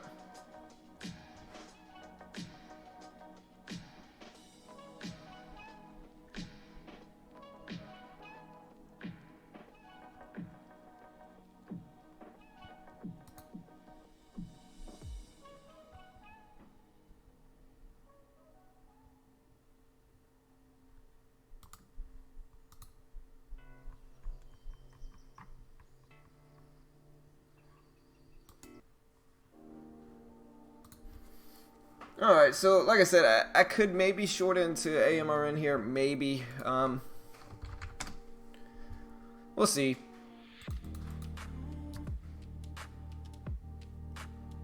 Just depends on how much the SPY bounces here. And the reason I would short into AMD is if I thought the SPY was going to reject at the VWAP again. We're about sideways today, a little bit choppy.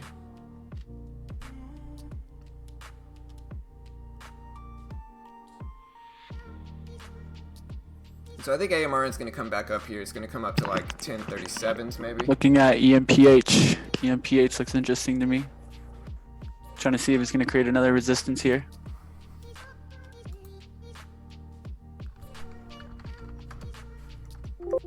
Here goes the SPY pulling back to test the VWAP.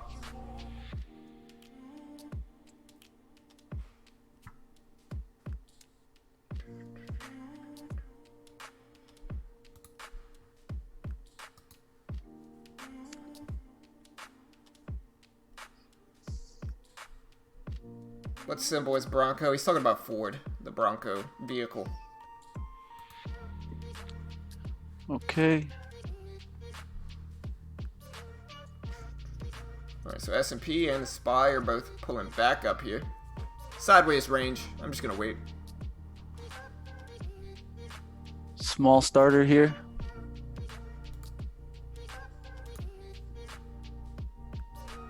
Risk off of 72 right now.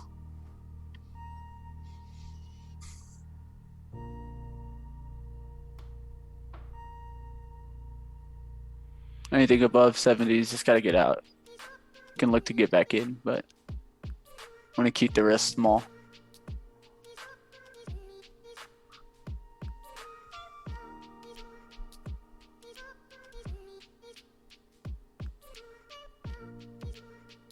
All right, good rejection there. Now 60s, I'll add.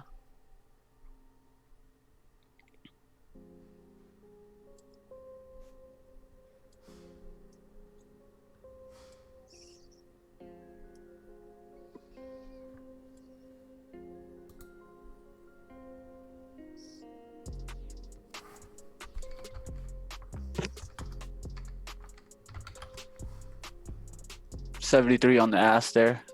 Squeezing EMPH, be careful here. Anything fills here, I just gotta step out. Step out. Squeeze, put on me. Oof, another day. Definitely not in the fire. Stepping into the fire. Nah, it happens, brother. Today's kind of choppy. And then WBA bounces there. Nah, WBA is just sideways. VWAP's chopping right through that thing. It's RAD and CVS setting up also.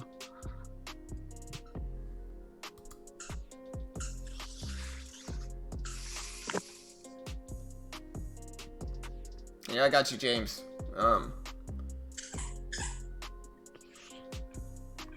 I saw you said you're killing it, man. I appreciate it. I saw you, I saw what you said, James. I appreciate that, brother. Thank you, man. Shout out to Mitch, too, for helping James, too. There's the AMRN bounce here. Let me see.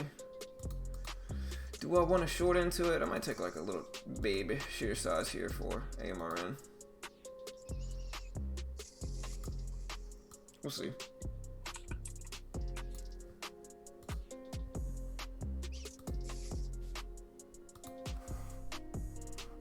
Got a little bounce. Let's see what the SPY does here.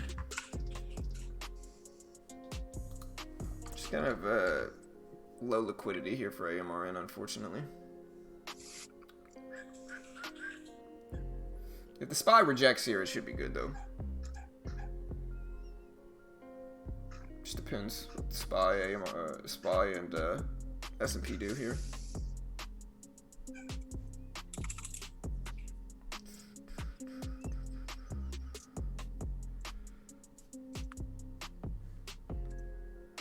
If the S&P breaks 2,277, I'm just gonna bail out of that thing.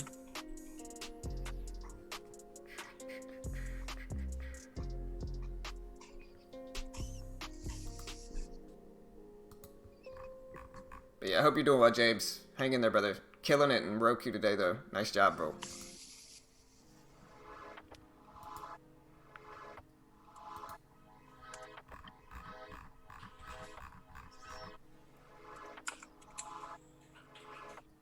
CVS has got to buy. I'm gonna look to see if I can get a pullback here in RAD. Yeah, here goes market popping up. Like I said, I'm just gonna get out if the S&P breaks this level up here. Market's testing that VWAP level again, and so it just depends on what the market does here. That's gonna influence a lot. Very small trade right now, though. Less than $10.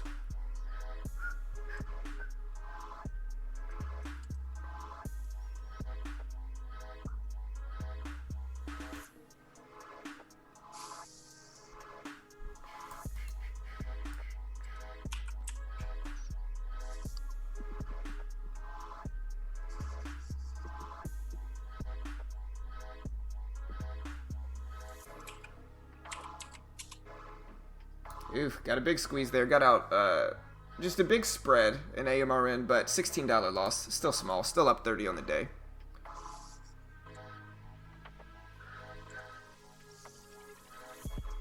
I think I'm just going to go back to what originally worked, which is just scalping market moves here. I think trading fades and bounces right now is going to be very difficult considering how sideways the SPY and the overall market is itself. You know, when the SPY's chopping over and under the VWAP, it's just not respecting it, and just gonna end up chopping me out a lot of the time if I keep taking fades or bounces.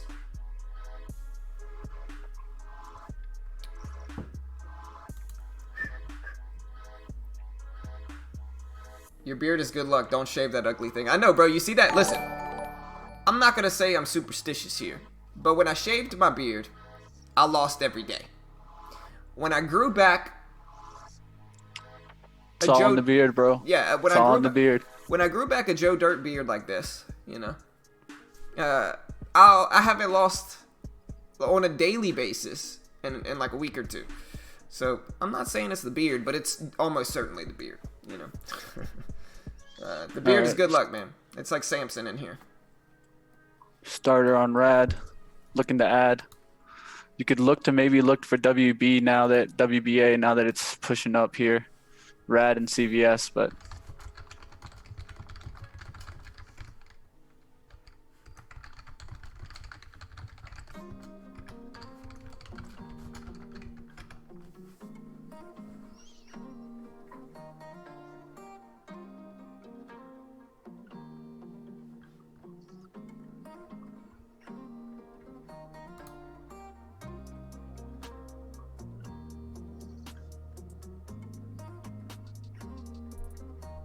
Alright, market's pushing up to test that previous close.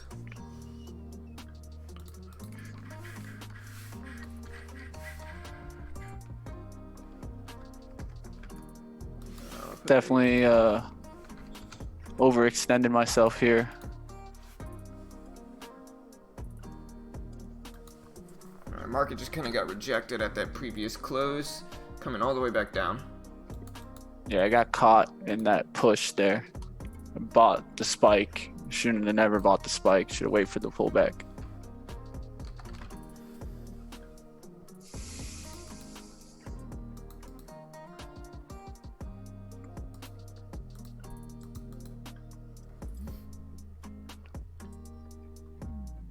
Market's consolidating. It might make another push for that high or that previous closing price break. So to where it breaks over that previous close. We'll see though.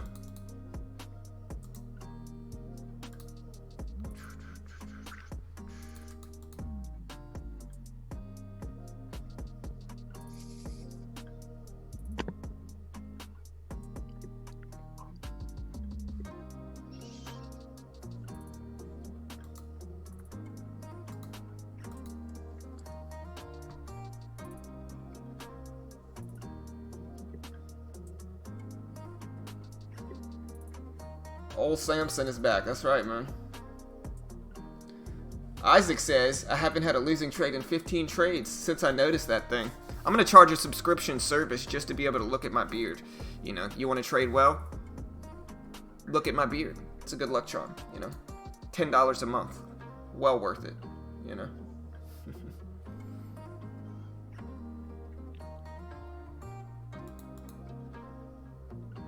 Alright, AMD pushing. SPY pushing up, testing that previous high of the day, or that previous closing price, I'm sorry. Oh, one that broke out is Space. Space has still been moving on a massive amount and a big range.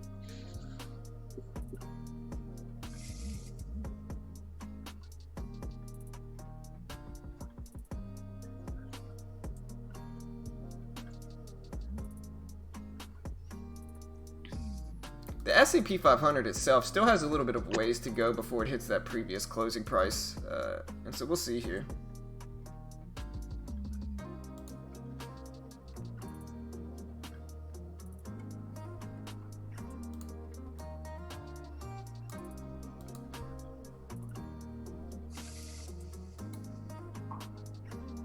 Opinions on 1 minute versus 5 minute chart. I think 1 minute chart's more so meant for short-term trading. It just depends on how long you're planning on holding your trade. If you're planning on holding your trade for 30 minutes, you know, a 5 minute chart is obviously going to be more beneficial. It's going to show you the longer term trend. But if you're just trying to scalp a stock with like a 30-second, minute, 2 minute trade, a 1 minute chart makes the most sense because it's going to show you the most recent action that stock is doing, if that makes sense. And so it really depends on the time frame you plan on trading it with. So if you plan on trading, you know, a very quick scalpish style trading, then you might want to use a 1 minute. If you're planning on holding for 30 minutes plus, 5 minutes better. And so it really just depends on how long, you know, what your trading style is and what you're doing with it.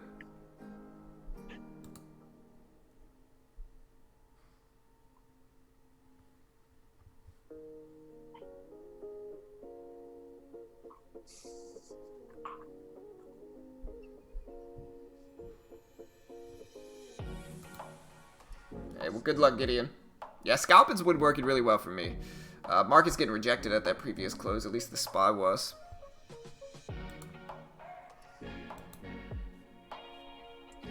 I'm just gonna wait though. Like I said, my plan really here is for the SPY to break above that previous closing price, or at least the S&P, and then to hold support there. I'll scalp a few longs if we get that.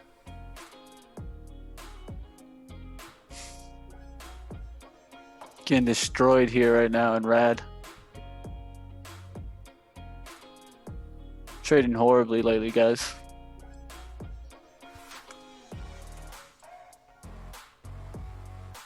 I just don't get it either. CVS went up. WBA holding.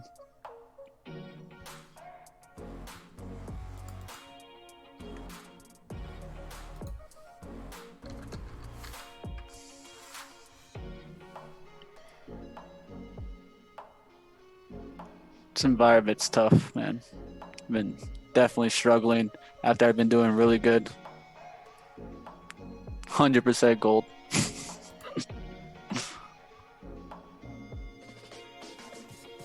What's up, Hero? 5 minute on anything not institute owned? Yeah, I kind of see that. It just depends on the time frame you're trading though. It's all going to be relative to that.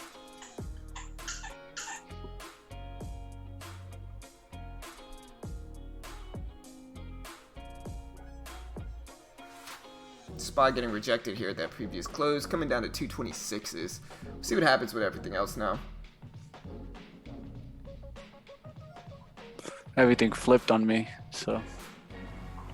Yeah, market turned the other way. Market's coming down now. It was about to break that previous closing price, but now it's just coming back down below the VWAP. Sideways day.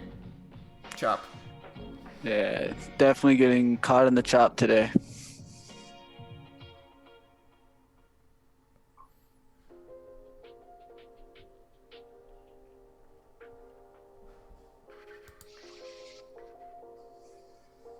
I don't think the SPY is going to break previous close, or if it does, it will fall back. Yeah, we'll see. It depends. When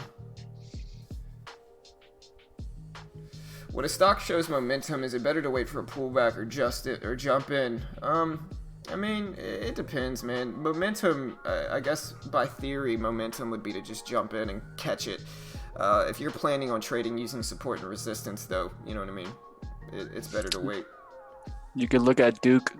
Duke looks good, man. It's starting to crack down. That looks like a fake out fade. But definitely, I think it looks interesting there. Yeah, I'm going to wait and see. It just depends. I'm going to wait. To scalp, I'm going to wait for high of the day breaks, low of the day breaks. Maybe just scalp those really quick. Maybe some pullbacks to the VWAP in anticipation that the market's going to come back down. If we get a bounce here, I might short into a few stocks. It just depends. Depends on what we get. Like, I want to bounce right here, I might short into, like, MU. Or not MU, AMD. MU's too high up there. Hey, my buddy. What you doing, man? We see you back there. We see you. We see you. There you go.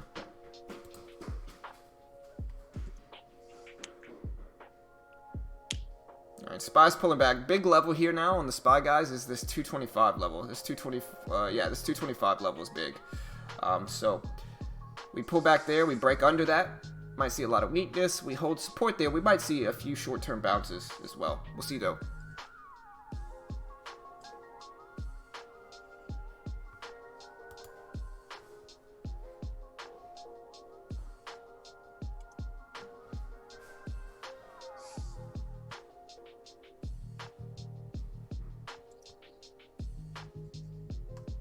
Yeah, that's kind of how I am too.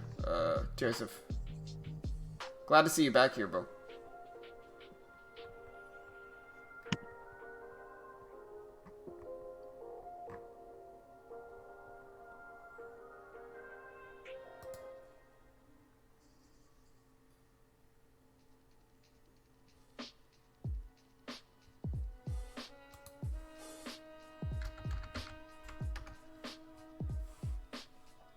Alright, so here's that test of 225 like I talked about. This is the big level here. If it breaks under 225, it looks good. If it holds, it looks bad.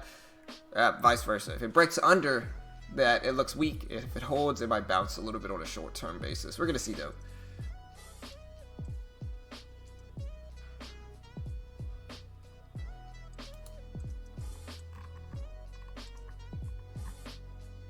Alright, trying to sell a little bit here.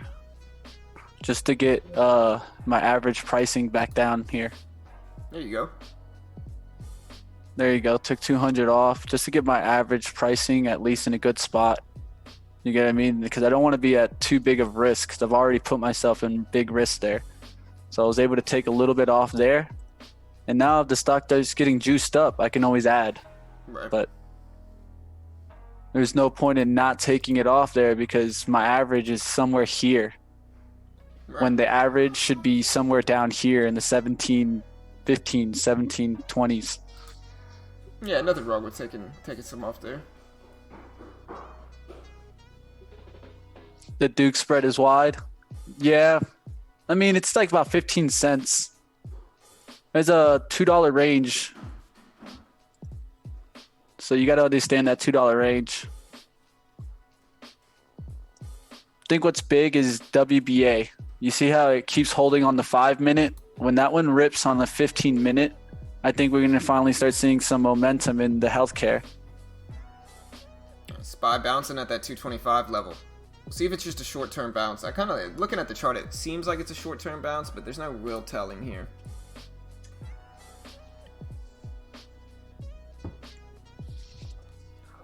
Look for CVS to lead. WBA looking better now. SPY coming back here. All right. I'm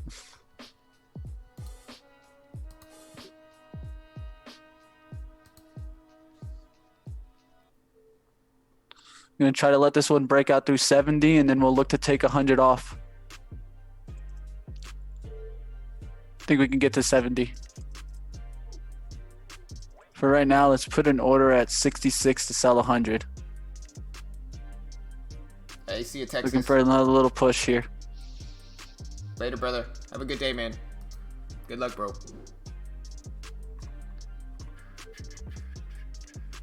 It goes into the 60s. Have an order out at 66 to sell another 100 here.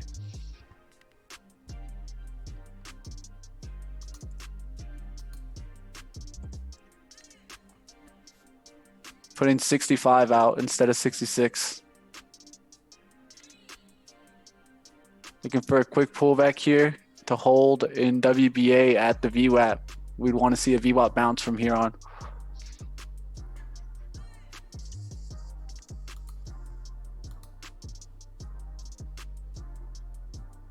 Yeah, EMPH was an interesting one. VWAP bounce.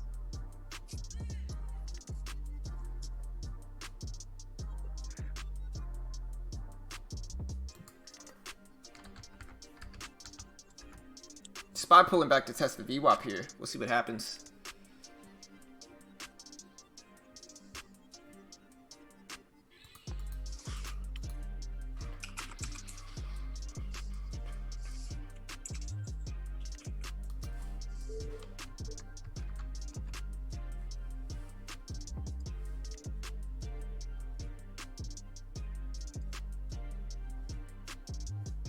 Spot pulling up. It's at 227. Keeps testing it, getting rejected, testing it, getting rejected. So we're going to see if we break. There's the break over. That's going to drag a lot of stuff up too.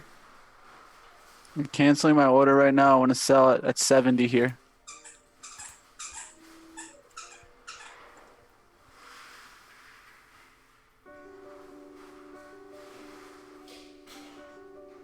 You alright, bud?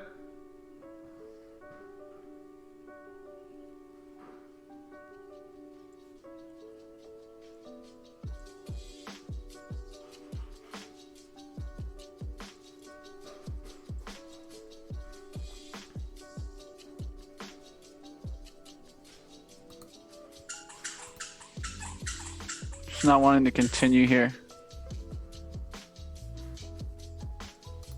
I took off 100. Get out of Momentum here, slowing up on me. Momentum slowed up on me, so I definitely took off 100 just to protect myself.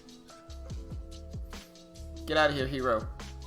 We're all in the middle of trading, brother. Nobody is gonna stop what they're doing to talk to you for no reason, brother. Just let us trade, man. Like I said, I'm gonna put you in timeout, but just let us trade, brother. Just let us trade, man. You know, you gotta let us trade. Watching Duke now. I am in MU with 300 shares short. We're gonna see if the market can pull this one down a little bit. Nala.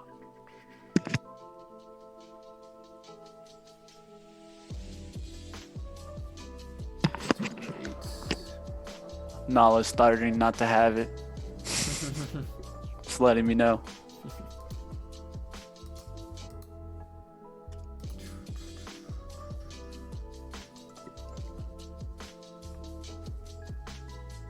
Yeah, I'm about break even in AMRN. I'm not in MU. I'm in AMRN. Sorry.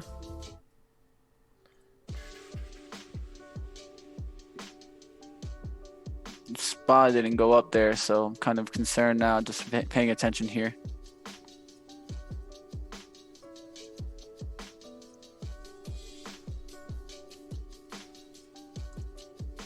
SPY immediately bouncing back. This might get me out of this one really quick. It just depends.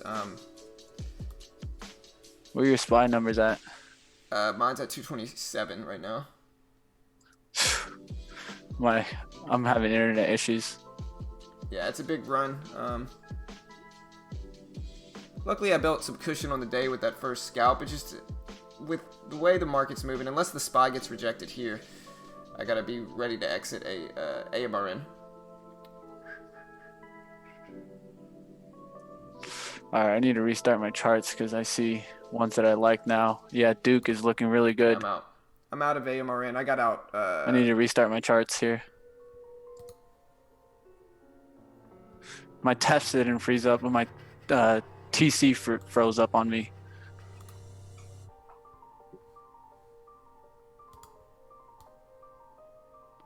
I'm gonna restart my TC.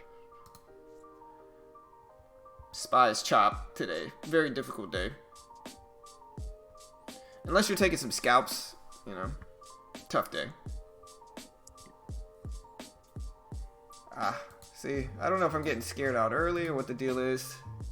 I'm going to take one more position on AMRN. And I might just be getting stubborn with AMRN here. But since the spread is minimal, you know, and I got some cushion, I'll hold this break even. It just depends on what the SPY does here. Maybe it was the wrong move. I'm back. I'm just trading the chop today, unfortunately. You know. It happens, bro. I mean, today is as trappy as it can gets. So. Yeah, it's a tough day for sure. It's, you know, the hardest part of days like this is just waiting to trade. That's the hardest part, because if you wait to trade, there'll be good setups, but the hardest part is just not trading. You know, that's the most difficult part. That's what I'm getting stuck in, at least. So here's a nice little move in AMRN. Frustrating, because if I would have just held through the SPY's choppiness, this would have been a much larger win, unfortunately. But that's cool. We'll let the SPY chop. I'll hold this and just not be too stubborn with it.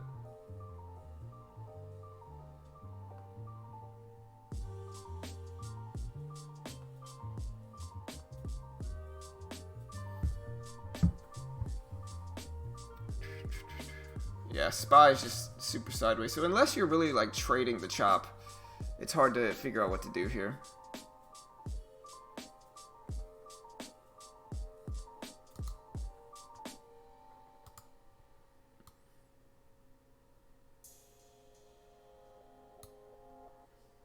Break even in mind.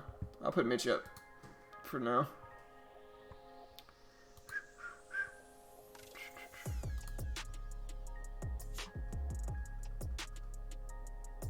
Yeah, I think that's right. That's the right thing to do. It's been a good month for scalping, 100%. Yeah, for sure.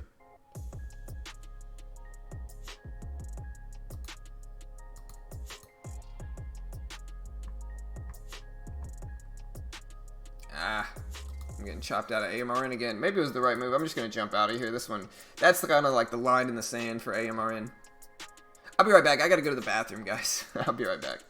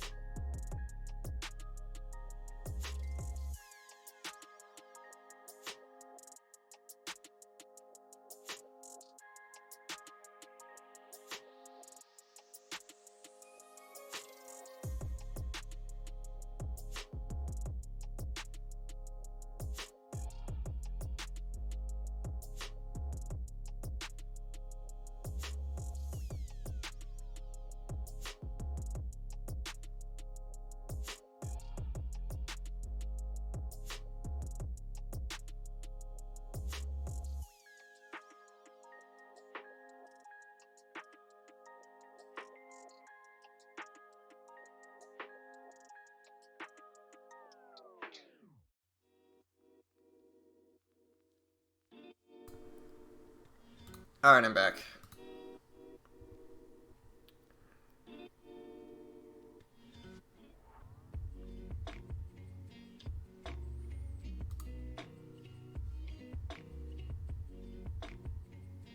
Yeah, it kind of happens too fast.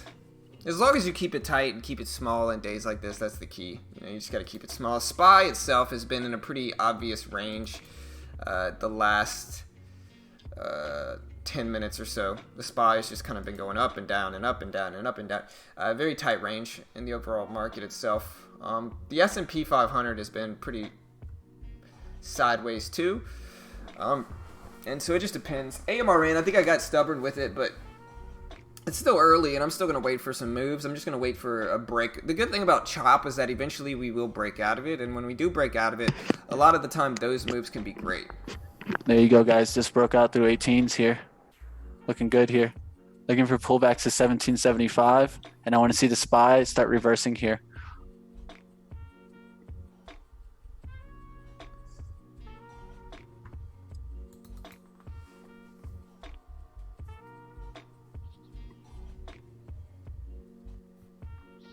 Next stop is 1825s. He is long, tiny. All right, guys, about to take some off here. All right, just took off half of it at 1810s there. Why? Because that's more than a significant move there, guys. Don't want to get that pullback all the way back. Give the momentum a chance to break out. So I took some off there at 1810s. I am liking how Duke is holding the VWAP, but the problem with right now taking longs is SPY sitting at underneath VWAP.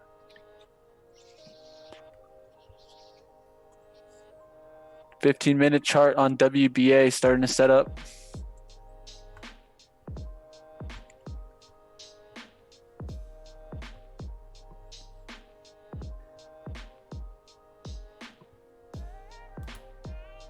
That beat faded out as soon as I appeared on screen.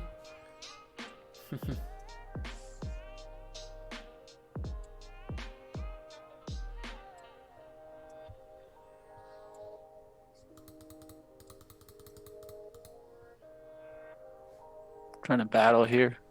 See if I can get the most. The key is the SPY hasn't come back. So the SPY comes roaring. It'll look good. Duke went perfectly back there to the 60s. I didn't take the trade, but it's now broken above the trend line.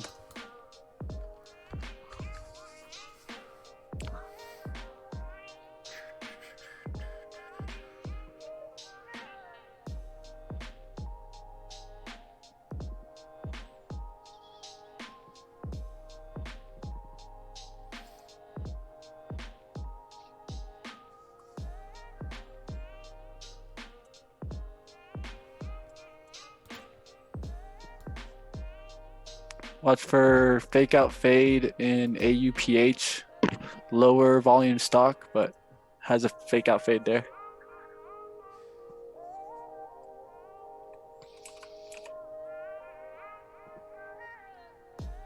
Could see a big pullback happen here, so just gonna pay attention here. If anything, just pull it out.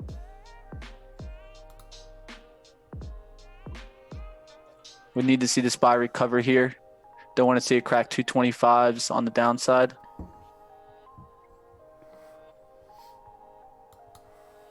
It's pulling back there significantly.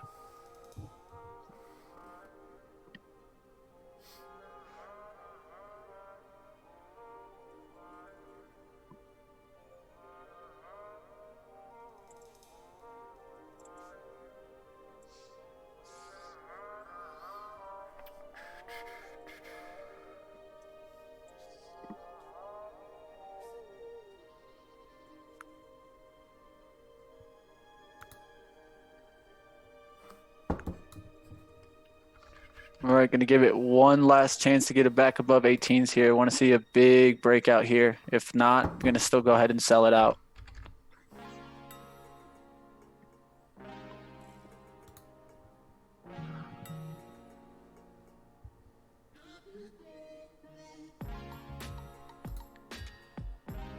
See if we can get above in the 18s here, or if it's going to crack down.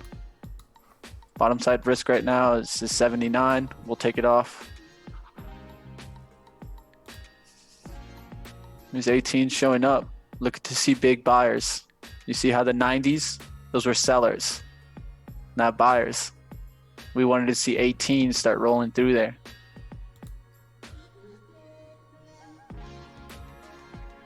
See if we can get a big order. SPY, bounce it a little bit for you. That should help. Yeah, it's trying to create a bottom here on the 5-minute chart. I think it's more moving on closer towards 15-minute chart. And if you look at the 15-minute, we have a bottom at 223.47s. But there was that big volume that got in there in that red candle. It was like 40 million. What did you show for 9:45 candle on the 15-minute volume? About 1 million. About 1 million? Yeah. Okay, so significant volume there.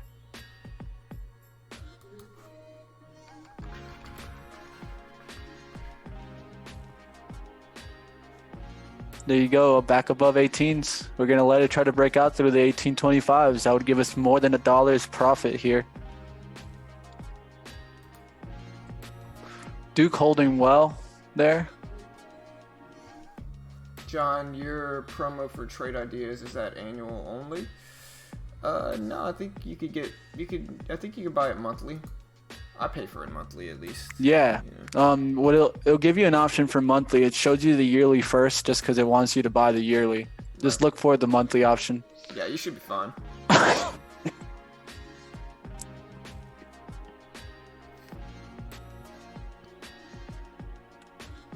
All right, now we're up there to 18.7s. Now we need to see the SPY come roaring back.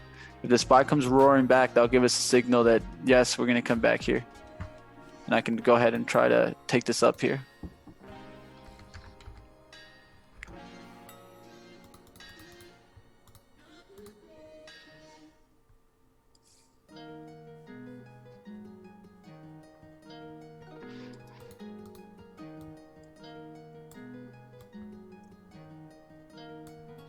I think John was right on that WBA, man. That chop fest. Yeah, man. 2 sideways. Yeah, they're all sideways, brother. All right, there you go. That's that downside turn that I didn't want to see. So 79 on the downside is where we're holding. Anything cracks that right now, we just get out in the last little bit because we're probably going to head towards the 1750s. We don't want to give up 50 cents of profit here. 78, 79 showing up. Anything fills here, just step out.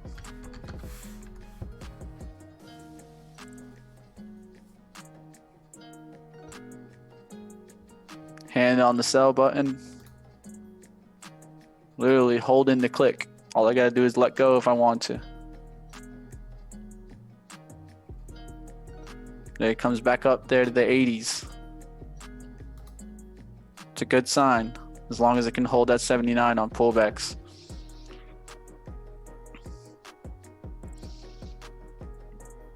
CGC at VWAP long term.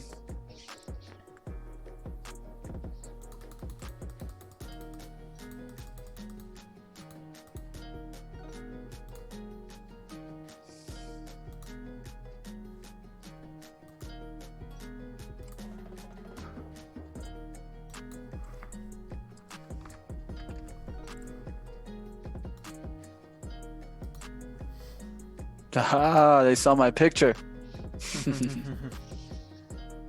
That's when I was visiting Colorado.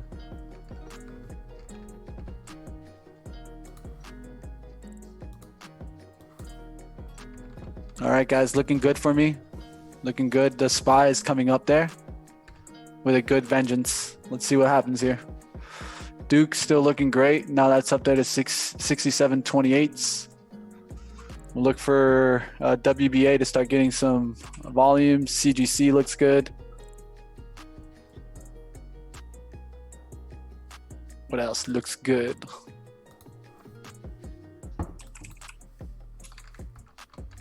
Costco, a nice flag there, holding at the top, but too expensive.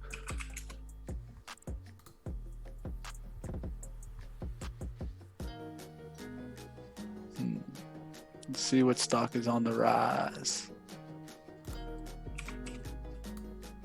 Square coming back with vengeance. Watch for that one. Momo. Yes.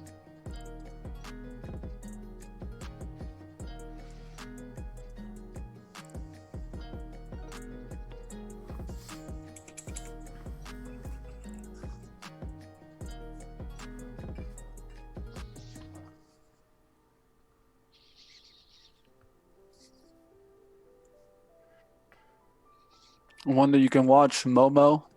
I like the range on that one today. It's been a while since I traded Momo, really. You can take a look at it. At least it's stuck in the range, and I think if it breaks out of the range, it should trade well.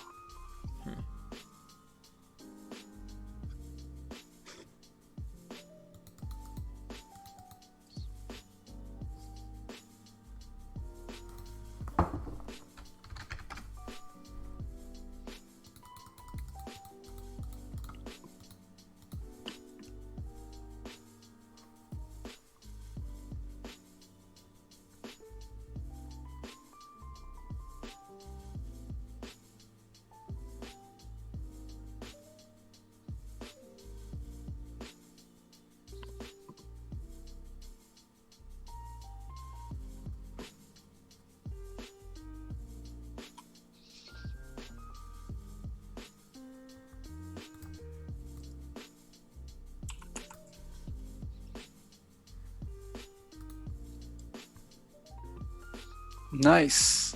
Nice VWAP bounce on the CVS, Buzz. I like it.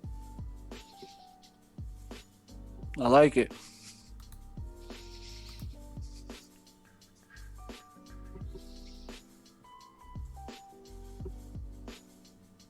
All right, little flip there, guys. Little flip.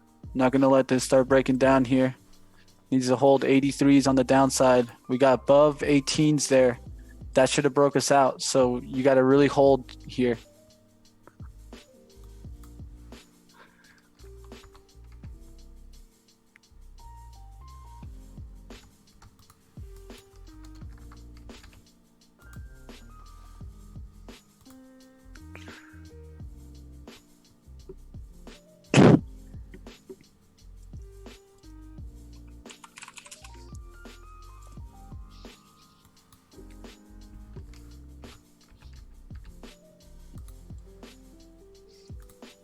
CGC looks interesting for sure. I like that one now.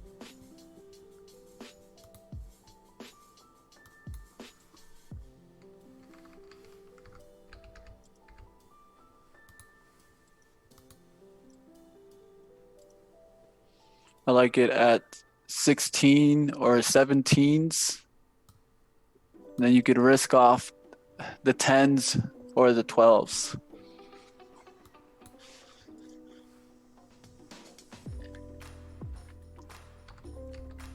All right, 84 showing up here. Got to hold 83s on the downside.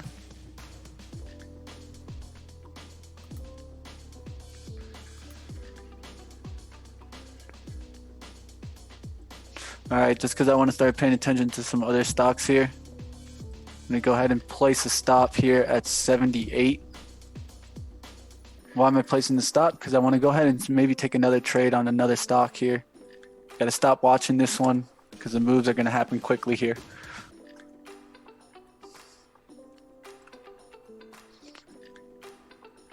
I'm going to watch CGC and I'm going to watch Momo.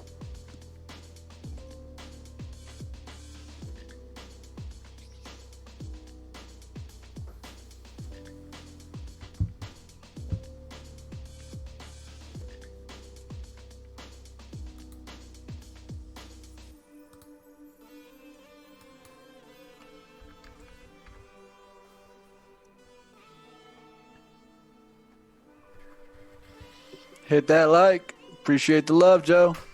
Oh, how many do we have in here so far? We got 74. Hit that like button, team. Show your support. You know you want to. That's right.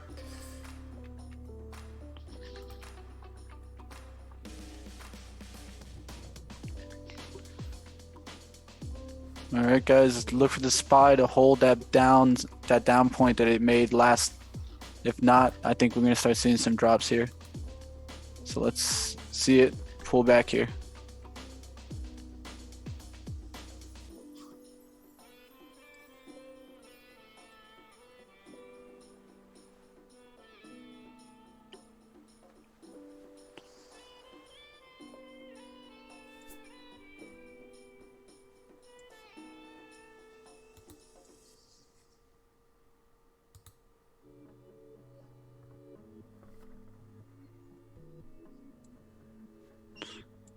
All right, I think if we do get the plus side move, it's going to be with a really fast move. So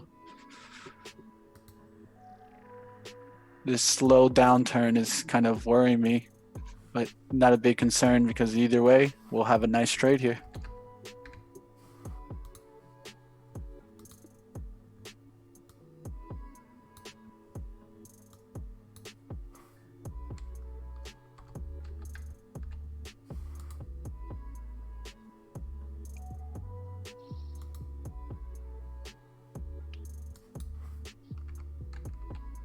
Nice recovery there. Let's see what happens here in RAD.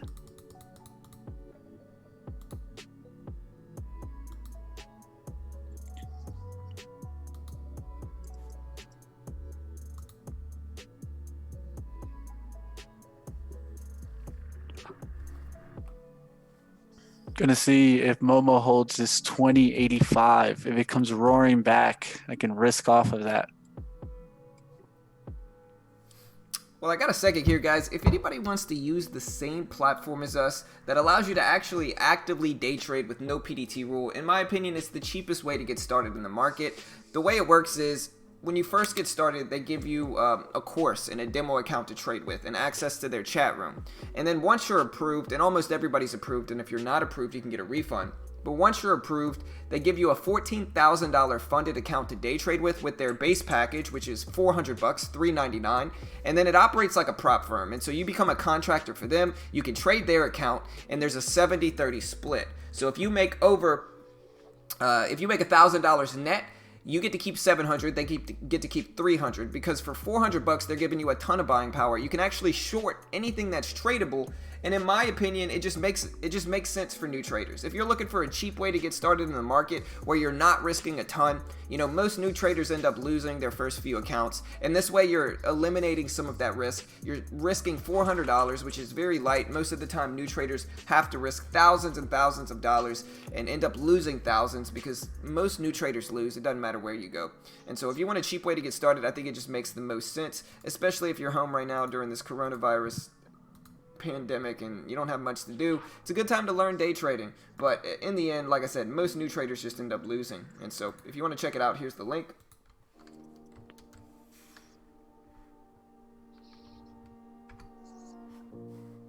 Yeah, 200 people aren't watching. I'm seeing 138. It's not my browser either. I'm using a Chrome browser and I have gigabit internet connection. This is more so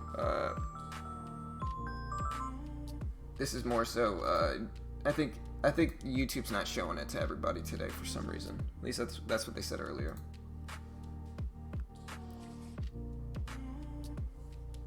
Watching CGC bounce off that 16, man. It was a great entry there if you could have got that. Looking for it to pull back there.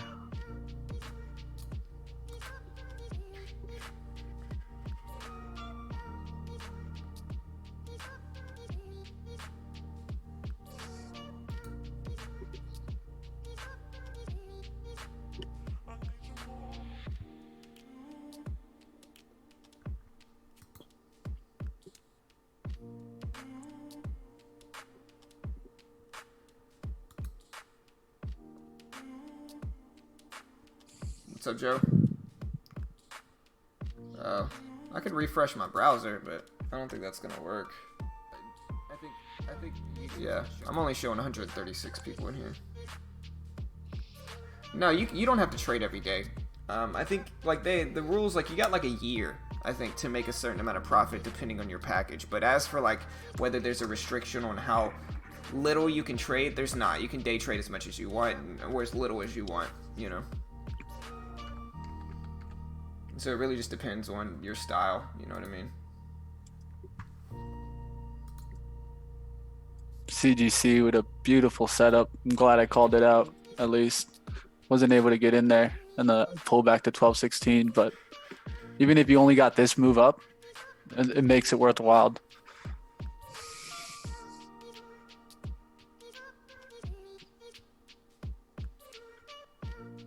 One set up beautifully.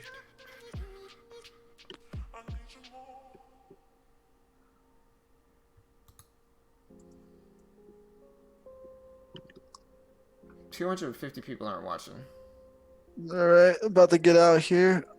If it cracks 80s here.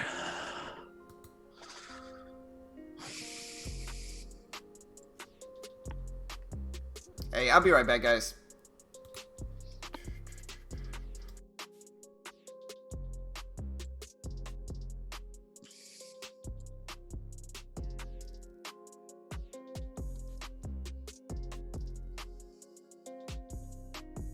Big downturn there, guys. Probably gonna get stopped out right here. It's okay. There you go. Took 117 there, guys. Big downturn in the SPY there, guys.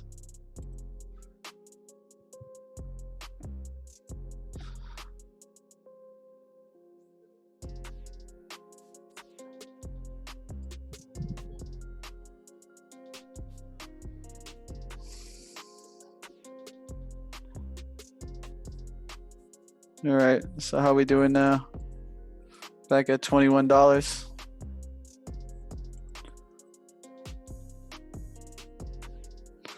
Breakdown coming.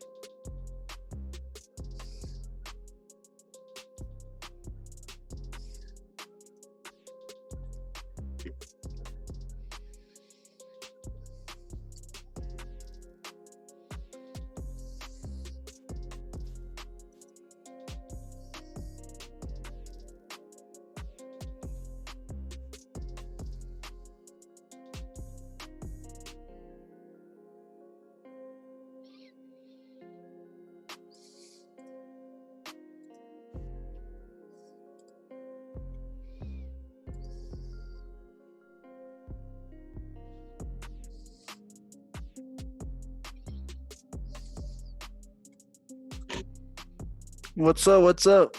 How we doing, guys?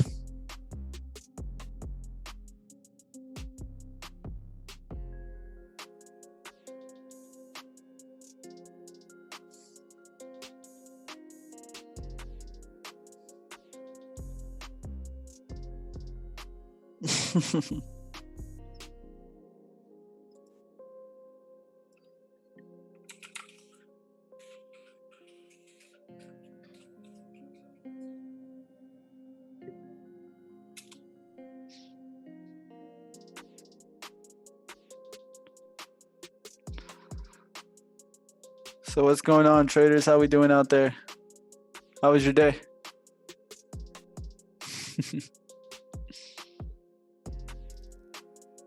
Seeing those big drops now.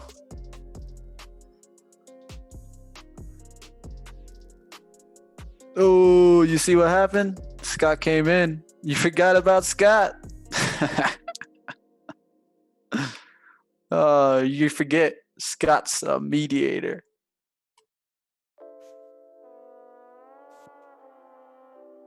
So what's going on, traders? How we doing? I'm probably going to wrap up the day here. I don't think I'm going to take another trade. Things are starting to turn south here, and I don't really like how this is setting up now. Tiny, that's just how it goes, you know? Gideon, good call out. That is a new low. We're pushing towards that 222.25 now. I don't think it's a new low because I have that right now as a low, but it's heading towards it.